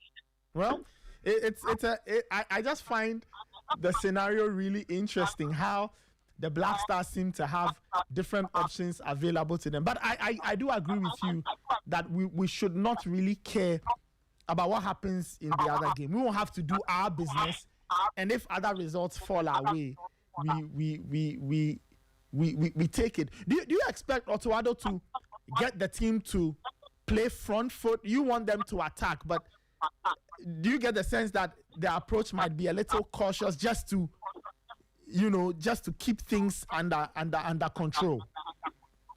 I think we need to find that balance between attacking and then defending. And the best way to use here is control. We must control this game right from the start. It should be a game that is in our hands. We must not allow Central African Republic to affect the game in any way, whether they are frustrating us defensively, so that all the chances we create, they will limit the options available to us, and then they will limit us getting more quality chances. We should not allow them to do that. Again, we should not allow them to control the game in a manner where we'll be caught watching the game like it doesn't really matter. And we should control the game. We should find that balance where it is that we need to set the tempo to a very high pitch, and then we take it to them in a pacey manner. We should be in a position to do it. Where it is that we need to hold on to the game, build up as per how we want it to go, we should be able to do that. And do we have the personnel for it? Yes, we have. Unlike in the game against Chad, where we're missing out on certain key players in some crucial departments for us, this time around it is a different story.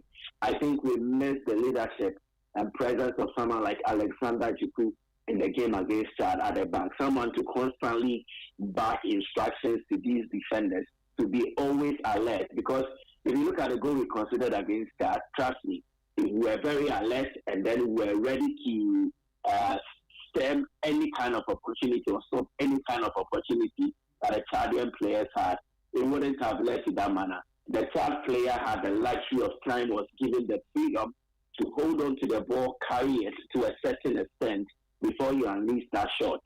clearly, if there was pressure being applied from the middle, if the defenders were alert enough, they would have closed the angle for the third player to take that shot. But that did not happen. And that is what you get if you have someone like Jiku in the lineup. He is always on his toes and he's always urging his teammates to be very alert and be very aggressive in situations where it calls for such. And I love that he's available now, and the coach would have him to select to be part of the defensive lineup. Again, for control, someone like Thomas Partey was sorely missed in the game against Chad. Like the midfield two that we started with, Elisha Rusu, Salis Abdul Samad. Trust me, these are not your go-to guys if you need to control and manage a game, especially when it has to do with conserving possession. Salis is not your go-to guy. The same applies to Elisha Rusu.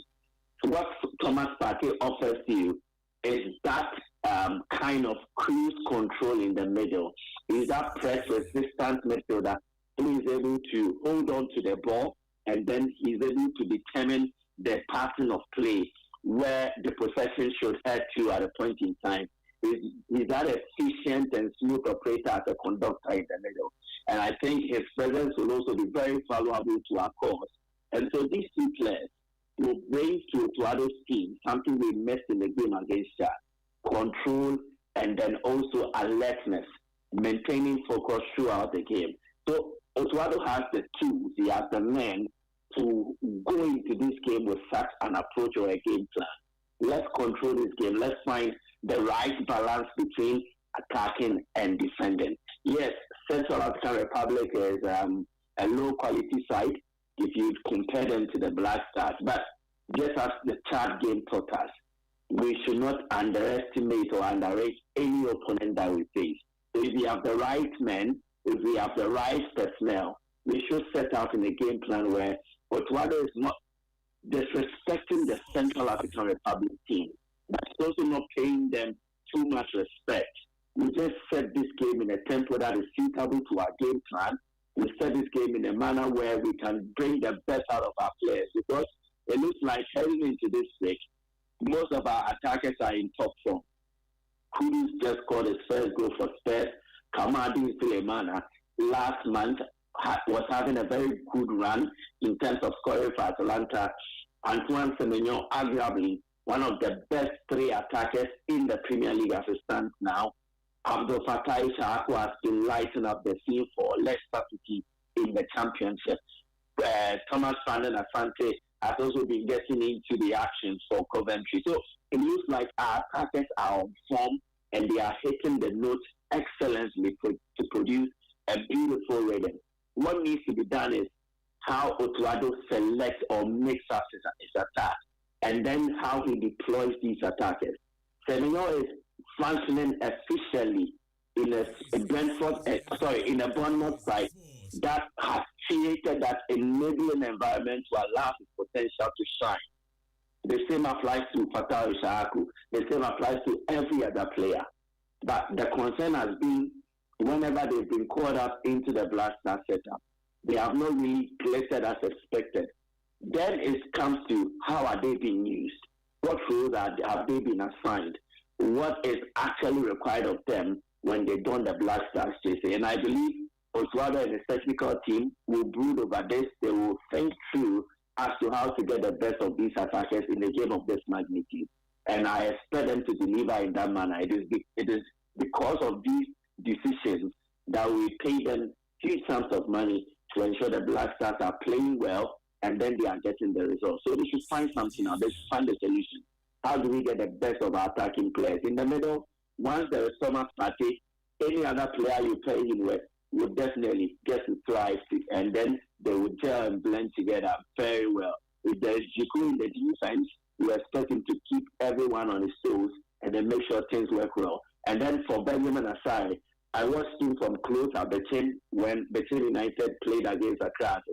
And I mentioned yesterday his leadership, how he commanded his defense, telling them serving as their last guy. He was like their lighthouse. He saw beyond what the defenders saw, and he was always making sure that he put them or he whipped them in line. It was beautiful. And I believe that when Jiku is there doing his job, Benjamin Asad will also complement by looking from beyond people and also offering some 1 or 2 words to guide the team. So everything is set, in my opinion. What is left is the game plan, the coaching before the game, the in-game coaching, and then what Oswaldo does with the selection. If he gets these things right, we will not have a difficult task in overcoming whatever hurdle that is presented us from the Central African Republic game. Well, we'll see. Game is tomorrow, 4 p.m. I'm sure we'll speak again concerning concerning that one. But the qualifiers are happening all over the continent. I mean, if you look at the picture, Africa's qualifiers will be done by weekend, right? And there are other things to sort out. If you just run through the other groups, for example, Egypt are in pole position to qualify, 20 points. Burkina Faso on 15. Looks like one more win for Egypt should be enough. Senegal and DRC, there's a 2-point gap. Senegal on 18, DRC on 16. This is a very complicated group. I think the most complicated group on the continent has to be Group C. Kelvin, Group C, Nigeria's group. Benin 14, South Africa 14 after the points deduction. Nigeria 11, Rwanda 11. So it's a very complicated group. One of these 4 countries will get the tickets. We don't know who. If you go to Group D, Cape Verde 19 points, Cameroon on 15. So all of a sudden, Cape Verde are in pole position to qualify for their first ever World Cup. I think one more win for them or a draw for them settles everything. And they are in the exactly. Yeah. Morocco, they are through. I mean, 21 points. Tanzania 10. No problems for Morocco. Cote d'Ivoire are also in a bit of a battle with Gabon. Cote d'Ivoire on 20 points. Gabon on 19 with 2 games left in the series. Algeria in Group G, 19 points. Uganda 15. Mozambique 15. The rest are not in contention. So Algeria also need, I think, 1 more point or so to go through. Tunisia are already there. 22 points, 7 ahead of Namibia with 2 games left. Nothing the Namibians can do. Then you come to Ghana's group. So Ghana's group is Group I, right? So it's a very interesting time in terms of the World Cup qualifiers. Africa's qualification process will end over the weekend, but I'm sure by tomorrow or by close of business tomorrow, we'll have some more clarity as to the teams that are qualifying and the teams that are close to qualifying. It should be interesting stuff. Kelvin, I don't know if you have any comments. Well, I think it's going to be quite interesting. This one, Benny McCarthy was, lashing out at, South Africans that if they fail to qualify, the person who made that mistake should actually be punished. And then I think that, yes, is right. The person who made that mistake will be punished if they fail to qualify. But the rest of the games, the 2 games that are remaining, are games they shouldn't lose. These are games that should be winnable because it's giving Nigerians the confidence that, yes, they can still make it to the 2026 FIFA World Cup because they believe that the games that they are playing, they will be able to get, the best of results, and then South Africa will drop in their games against Zimbabwe and Rwanda. But let's not forget, this is a South African team that has weathered the storm. They have a very quality team. If you look at the others, it clearly doesn't give you an indication that, yes, this is a team that will struggle against Zimbabwe. But this is football. Anything at all can happen. Against Zimbabwe and Rwanda, and then Rwanda would also be looking forward to, having a team, that can win and then give them that hope of probably, finishing high up the table. And the last point, or possibly getting a qualification through. I don't know how the standings are looking presently. Concerning which group? That is Nigeria's group, Nigeria, South Africa. I would want to see. Well, Benin is leading 14 points. A goal difference of +4. Yes. South Africa second, 14 points. A goal difference of +3. Nigeria third, 11 points, a goal difference of 2. Same as Rwanda. Very good. Rwanda 11 points, but their goal difference is 0. Yes. So now looking at this, it clearly gives you an indication. Zimbabwe at the base of the table. South Africa definitely would beat them, and then Rwanda is where the difficulty will lie. If Rwanda drops points in their first game, I would have to check and see their first game. I think it will be on Friday. Which game Rwanda will be playing in that particular group? Yeah, it's on. Michael is confirming it's on Friday. Yes, so it's on Friday. Rwanda will face Benin on Friday. Very good. So Rwanda will be facing Benin on Friday. If South Africa will have a close watch of that particular game, if Rwanda can get that possible victory against Benin, then it will mean that they would have an opportunity to try and finish as one of the best second place teams. That is, if Nigeria also failed to get maximum points, but South Africa will continue to beat Zimbabwe, which I believe South Africa are going to beat Zimbabwe and then move high up. So it's going to be quite interesting to see how things open up. But I still think that South Africa will carry a better chance of progressing than all the other sides. Benin themselves, yes, against Rwanda. If they're able to beat Rwanda, then they also, get themselves. And Benin's last game in the group is against Nigeria. Benin's last, exactly. Yeah. And Nigeria would also cannot raw in the mix. Very good, and that gives South Africa that confidence. Yeah, Michael. Sporty FM, the voice of We thought you were saying something. Yeah, we thought you were saying something. So I was giggling to the General Roberts Nigeria. Benin will have to go to Nigeria over the weekend to play that game. So it will be very, very complicated. I think that group has been blown wide open. Now every single point will be fought for. It will be contested over because nobody can afford to drop points now. Nobody can afford to drop points now in that group involving Nigeria, involving South Africa, Benin, and Rwanda. So the qualifiers, all of a sudden, most of the games now look really, really, really interesting. Some of the groups look almost wrapped up. I mean, Tunisia are there, Egypt are close to qualification. Yeah. And I think what helps South Africa's case is that they are playing the remaining 2 games on home soil. They will face Zimbabwe on home soil. Then they will host Rwanda next. The difficulty for them will likely be the game against Rwanda. But you see, it is a very tricky group, and South Africa shouldn't have gotten here. Just imagine that if this was the Black Stars, I don't think those in charge of the Black Stars Management Committee or those as regards the team manager would have still been exposed. Because how can you miss out? The player is not eligible for a game, and then not a single person within the management structure of the Bafana is able to detect this. And then they go ahead to feature him in that game. Eventually, they did not even know, and there has to be a whistleblower. Eventually, they are docked points. So whatever good work that the coach has done to ensure South Africa got to that level was actually brought to a very difficult state or perilous state by the inefficiencies of the management team. And that is so bad. And to me, I think it will somehow affect the moving camp.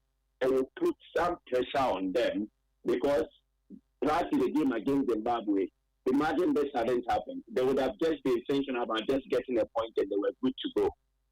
They had done all the difficult tasks. Yeah. Now, they would have to be put under pressure to get 2 wins to ensure they don't have anything to worry about.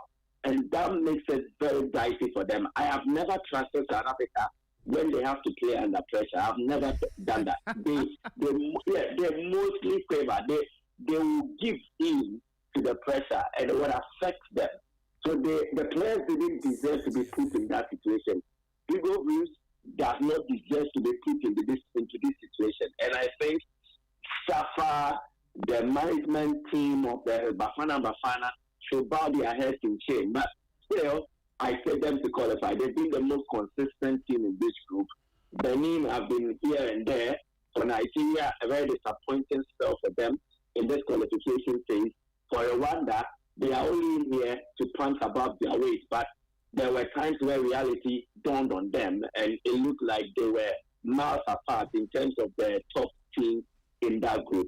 So South Africa have been the most consistent team in this qualification group. And to me, if they're able to dig deep, find some inspiration, find some confidence, and then put to bed any pressure, they should not have any problem getting a win against Zimbabwe, their neighbors, and then also getting a win at home against Rwanda. I think it is not beyond them. They need to just all the disappointments that they've had to deal with in the past few days and then focus on what lies ahead.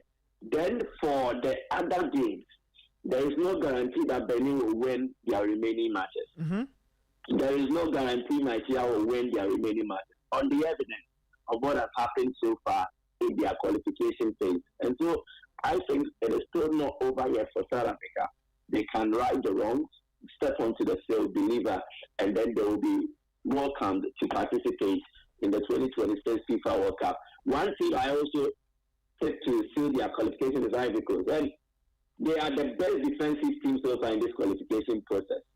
Across Africa, they have not considered a single goal in all the matches they've played. I don't know how MS Fire has been able to do this, but that is totally impressive. They played 8 matches as it stands, yet to concede a goal, and they scored 15 goals. They held their own against Gabon away from home, and it was a game that they needed that result, and they did it. Clearly, they made sure that they were putting their destiny in their own hands, and they are playing next. I think they have a game next against one of Seychelles. Okay, I will need to confirm the next game for the Ivory Coast. But if they are getting a win in their next game, they are good to go because Gabon will travel to face Gambia. So just when Gabon is playing against Gambia, the Ivory Coast have a relatively easier game to play, and if they're able to get a result that favors them, they are done. So they will travel to play against Seychelles, and that game will be played on a neutral venue. Yes. So it favors the Ivory Coast to go out there, beat the Seychelles Islands, and then they will also secure their qualification. Okay, but they will likely secure qualification, and it's a case of when they do it and not if they will qualify. By beating Cameroon, they definitely but qualified to the World Cup 2026 for the first time in their history. They have a game against Libya, and Libya will make it difficult for them because they are seeking to also make the playoffs by placing second in that group. And if you check the point build-up between Cameroon and Libya, it is just 1 point difference. Cameroon are second on 15 points, and Libya are third on 14 points. So if Libya is winning against Cape Verde, it gives them an advantage. Cameroon will travel to play against Mauritius. For Cape Verde, they have the last game at home against Eswatini. And that basically seals it for them. So Cape Verde will qualify no matter what happens, unless the unthinkable happens in the game of football. Anything is possible though. But they will at least get a point. Getting a point is enough to qualify them. And against Eswatini at home, I don't think it is beyond beating Eswatini to see qualification on home soil. And I'd love to be in Cape Verde on that fateful day because it will be beautiful. Trust me. The Cape Verdean ladies are mostly one of the beautiful things to observe during the African Cup of Nations. Yeah, so imagine you are stepping into Cape Verdean territory where they all are. Where they all are. The few ones will travel to the AFCON. But when you have to travel there, it means you are going to enjoy the beautiful damsels of that island. I would have loved to be in Cape Verde. You see them in abundance. We saw just a sample in Cote d'Ivoire. Now you're going to see them in their natural habitat, in their numbers. I would have nationalized for the Cape Verdeans and I would have been Yeah, but look, it just... It just speaks to the way. And the other day when Faisal Chipsa joined us, he spoke about Cape Verde and Kelvin, the hard work they've put in over the years to get themselves here. I remember Cape Verde back in 2006 or before the 2006 World Cup, the Black Stars were beating them 4-0 to seal our qualification. How many? Almost 20 years after that, 19 years after that, we see this Cape Verdean team on their way to their first World Cup. We saw what they did at the last AFCON. So it's a remarkable story. The other side of that story is Cameroon and the fact that they could be missing out on a World Cup. They could be missing. From the way things are going, I think we can practically say they are going to miss out on an automatic spot. We don't even know how that playoff journey will look like. So Cameroon are also in a very, very precarious situation. A few weeks ago, Samuel Eto'o was really, really upset with the team, spoke to them in the dressing room, some very strong words in that dressing room. So Cameroon have really, really put themselves into a very difficult situation. Yeah. I also think he is one of the factors he had to go through this period. Exactly. He gave Madrid a very hard time. The standoff between himself and then the Cameroonian sports ministry was definitely uncalled for. And he very profited from it. As you were mentioning, yes, the precise time we faced them and beat them was somewhere 2004. So 21 years after, they are qualifying for their first World Cup. And they have not had the luxury of relying on their national league. Their league is played on a zonal basis. So the various teams on the respective islands will have to face each other. And they don't normally produce quality from their local league. So they've had to rely heavily on the football tiers in Portugal, the top tier, the second tier, and even the third tier. And they draw their players from there. And what they have actually done and done well is that level of consistency. So for their captain, Raymond, he was present with them when they made their first ever AFCON appearance. And he stuck with them for over 10 years. So that level of consistency, players being given enough room and enough time to settle in and then make mistakes, learn from them and improve. And it's that consistency that has helped them. They have a solid team, not well-known players. And it is actually paying off. It's just them identifying where they fall between the football pyramid and then knowing what to do to get the results. And it's working. They don't operate on a very heavy budget. They don't operate with much more flamboyance in terms of spending on this team. But what they do is that they believe in the power of the collective, they believe in consistency, and those two things have paid off for Cape Verde as it stands now. And they are qualifying for their first World Cup. It's a beautiful football story. And I think the other Minos, the lesser-known countries, can also tap into this experience and learn. We were all here when we told the beautiful Togo story in 2006 with Stephen Keshi, Emmanuel Adebayo. I don't think the Togo story is bigger than what Cape Verde will also witness, because they will become, if I am not mistaken, the smallest country to qualify for the FIFA World Cup. And that is very beautiful. Wonderful stuff. Cape Verde, we wish them the very, very, very best. Morocco have also booked their place. Algeria are in pole position. Tunisia already gone. The Black Stars need a few more points to qualify. In terms of teams that could potentially go into the playoffs, or the teams that are currently second on the tables, Gabon 19 points, Madagascar 16 points, DRC 16 points, Burkina Faso 15 points, Cameroon 15 points, Namibia 15 points, Uganda 15 points, South Africa on 14, and Tanzania on 10. So these are the teams that are currently ranked second in their respective groups. Of course, the identities of these second place teams will change tomorrow. By weekend, those identities will change, and then we'll know which teams will be going into the playoffs in terms of the African region. I'm very happy the Black Stars have not found themselves in this position, because the playoff journey is a long and complicated one, and you don't want to be in it because it's never guaranteed. It's never guaranteed. It's never guaranteed for you that once you enter the playoff, you go all the way. Even if you beat everybody here, you still have this intercontinental business to deal with. And it's always crazy. It's always really, really crazy. It's always really crazy. But in the unlikely event that we fluff our lines, let me give you this scenario. Okay. So in the event where we lose a game. Yeah. We lose a game. Yes. And then Madagascar win their 2 games. Yes. And Madagascar win by some wild margin. You step us on goal difference. Yeah, going straight into the playoffs. Yeah. So we'll have to think about that very, very, very critically. Right? We have to think about that very critically. But I mean, we haven't seen Madagascar score a lot in the qualifiers. That's what I'm saying. It's unlikely that it's the final day that they'll magically discover how to score 5, 6, 8 goals. No. It will be interesting. Well, so that's where we are in terms of the World Cup qualifiers. The Black Stars are getting ready. Today they leave Casablanca to Meknes, and then tomorrow is game day, 4 p.m. Ghana time. That's where it will all start. We'll also be keeping an eye on the other qualifiers, listeners, to let you know, so you know which African teams are also trying to fight their way to get to the next World Cup. All right, Kelvin, you get the final say, and then we wrap it up this morning. No, Nathan, there's one interesting thing about life that, you know, from that Kofi Nimo story.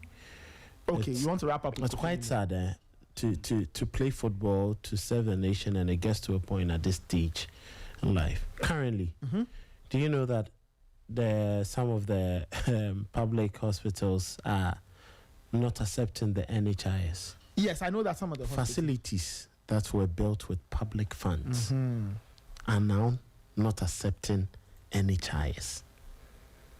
Then what sort of country are we living in? When our taxes... Recently, Raymond suffered to get his asset.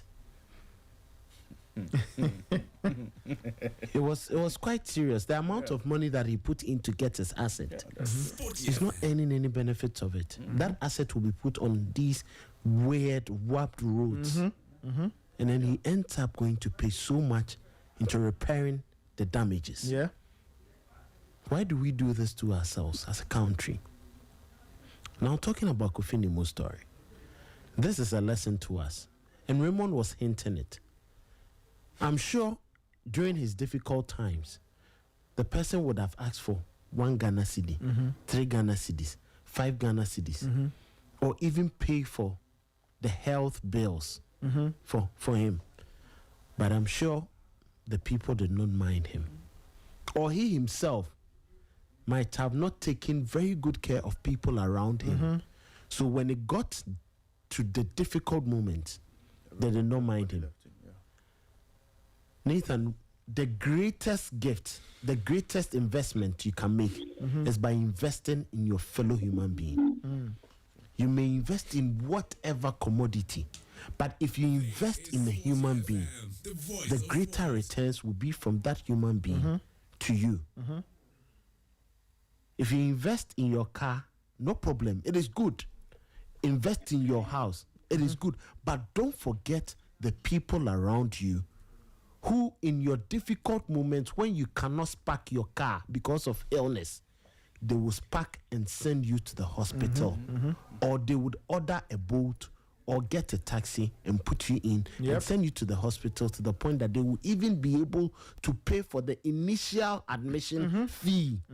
Because some of these hospitals now, you go there and if you don't have that, any money, any coin, you would lose your life. I just hope that this will be a lesson to us. All those who have and are close to this person and did not do it, don't forget, your time will come. Obiabe ubi. But make sure that yours becomes less problematic for your family. It will become something that will not bring too much pain. And will not be as sorrowful as Kofi Nimo's story. Let us invest in ourselves and let our human self override any other thing we are doing. I am so sad this morning to see family members gather and then they are like, we can't give the body to you. Why? How? Because you owe. The dead body that is lifeless, on any day, any dead body in a day in a baby, nothing.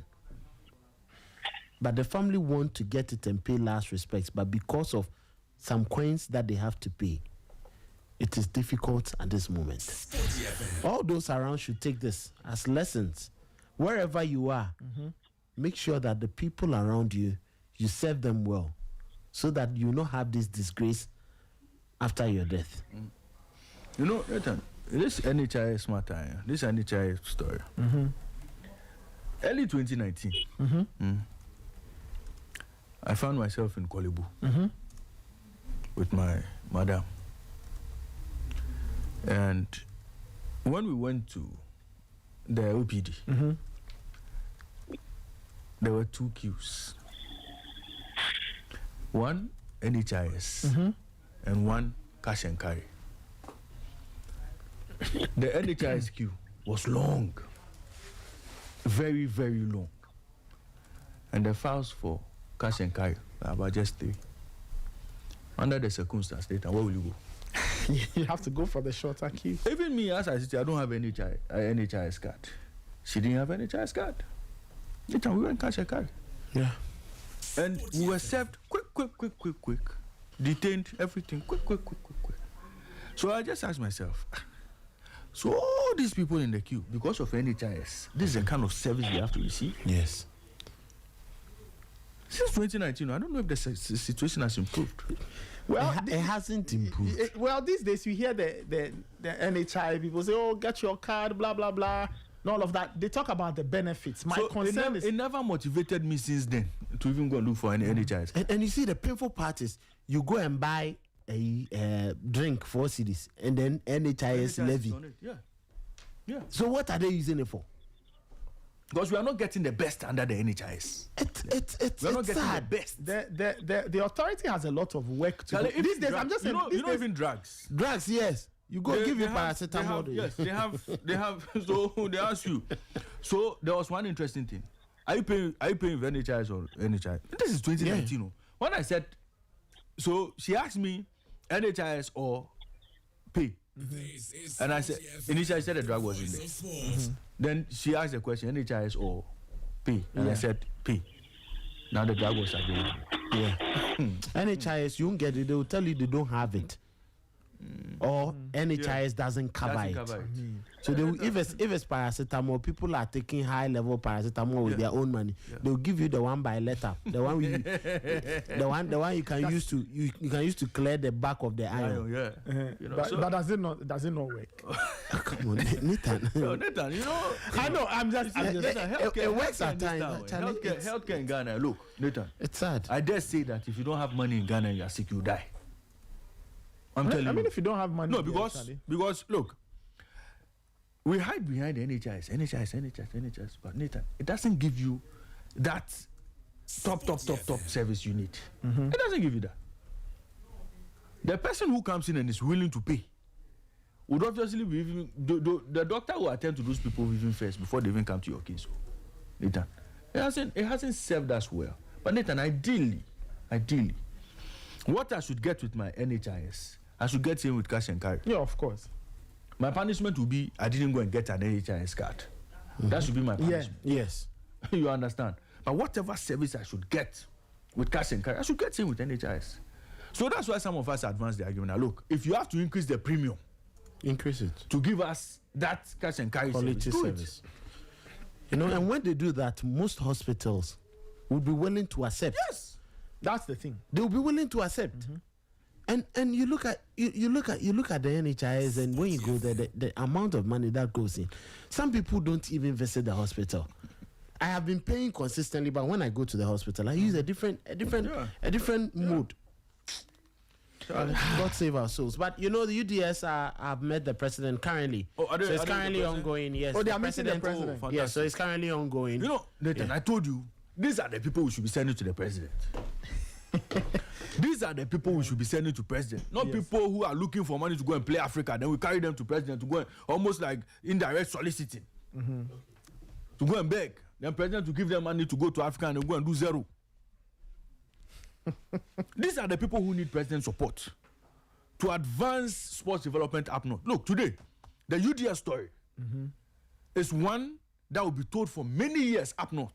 I'm telling you that a group of players from the UDS, not Kumasi Legon, not Cape Coast Legon, not University of Ghana Legon, but students from UDS, Nyankpala campus, Tamale campus, that's it, right? Sporty, yeah. Went to the World University Games, yes, and won the World Cup. Nathan, this is a story that will run for years up north. And do you know what it does to talent development? A lot of players will now say, oh, I want to be like some of these boys. So now they aspire to play football, they aspire to study, They aspire to go to the university because they have the opportunity to play for university. Yeah. And it does a lot. So, as they've gone to president, I am hoping that the president will now think about a plan. How to nurture more talents, how to develop more talents, how to give them education, how to move them to the next level. That should be the discussion. Unfortunately, the education minister himself is a football man. Yeah. He's a sportsman. Yes. Okay?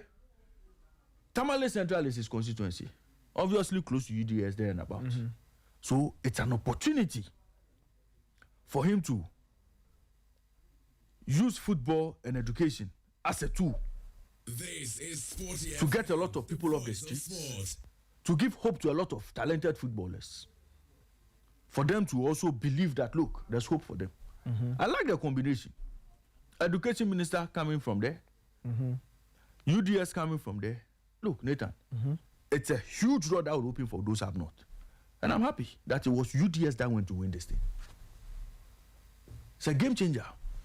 If we want to develop football, that is where we should take it. The academies, we should see more academies. We should see a lot more, investment in sports up north. And it shouldn't even be just about just football. And there are athletes there. There are fine athletes there. Long distance, middle distance, short distance. Yeah. You will find them there. So we can even now look at sports development within that enclave and see what it will do to most of the people there. But we are happy. I'm excited. The president has given them audience. They deserve it. And this should be the beginning of good things to come for those up north. Now, football is not just developed here in the south. No, of course.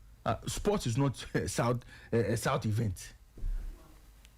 They're some of the best talent, the finest. It's Aku and Co. They came from Steadfast. Well, Steadfast. Do you know Steadfast?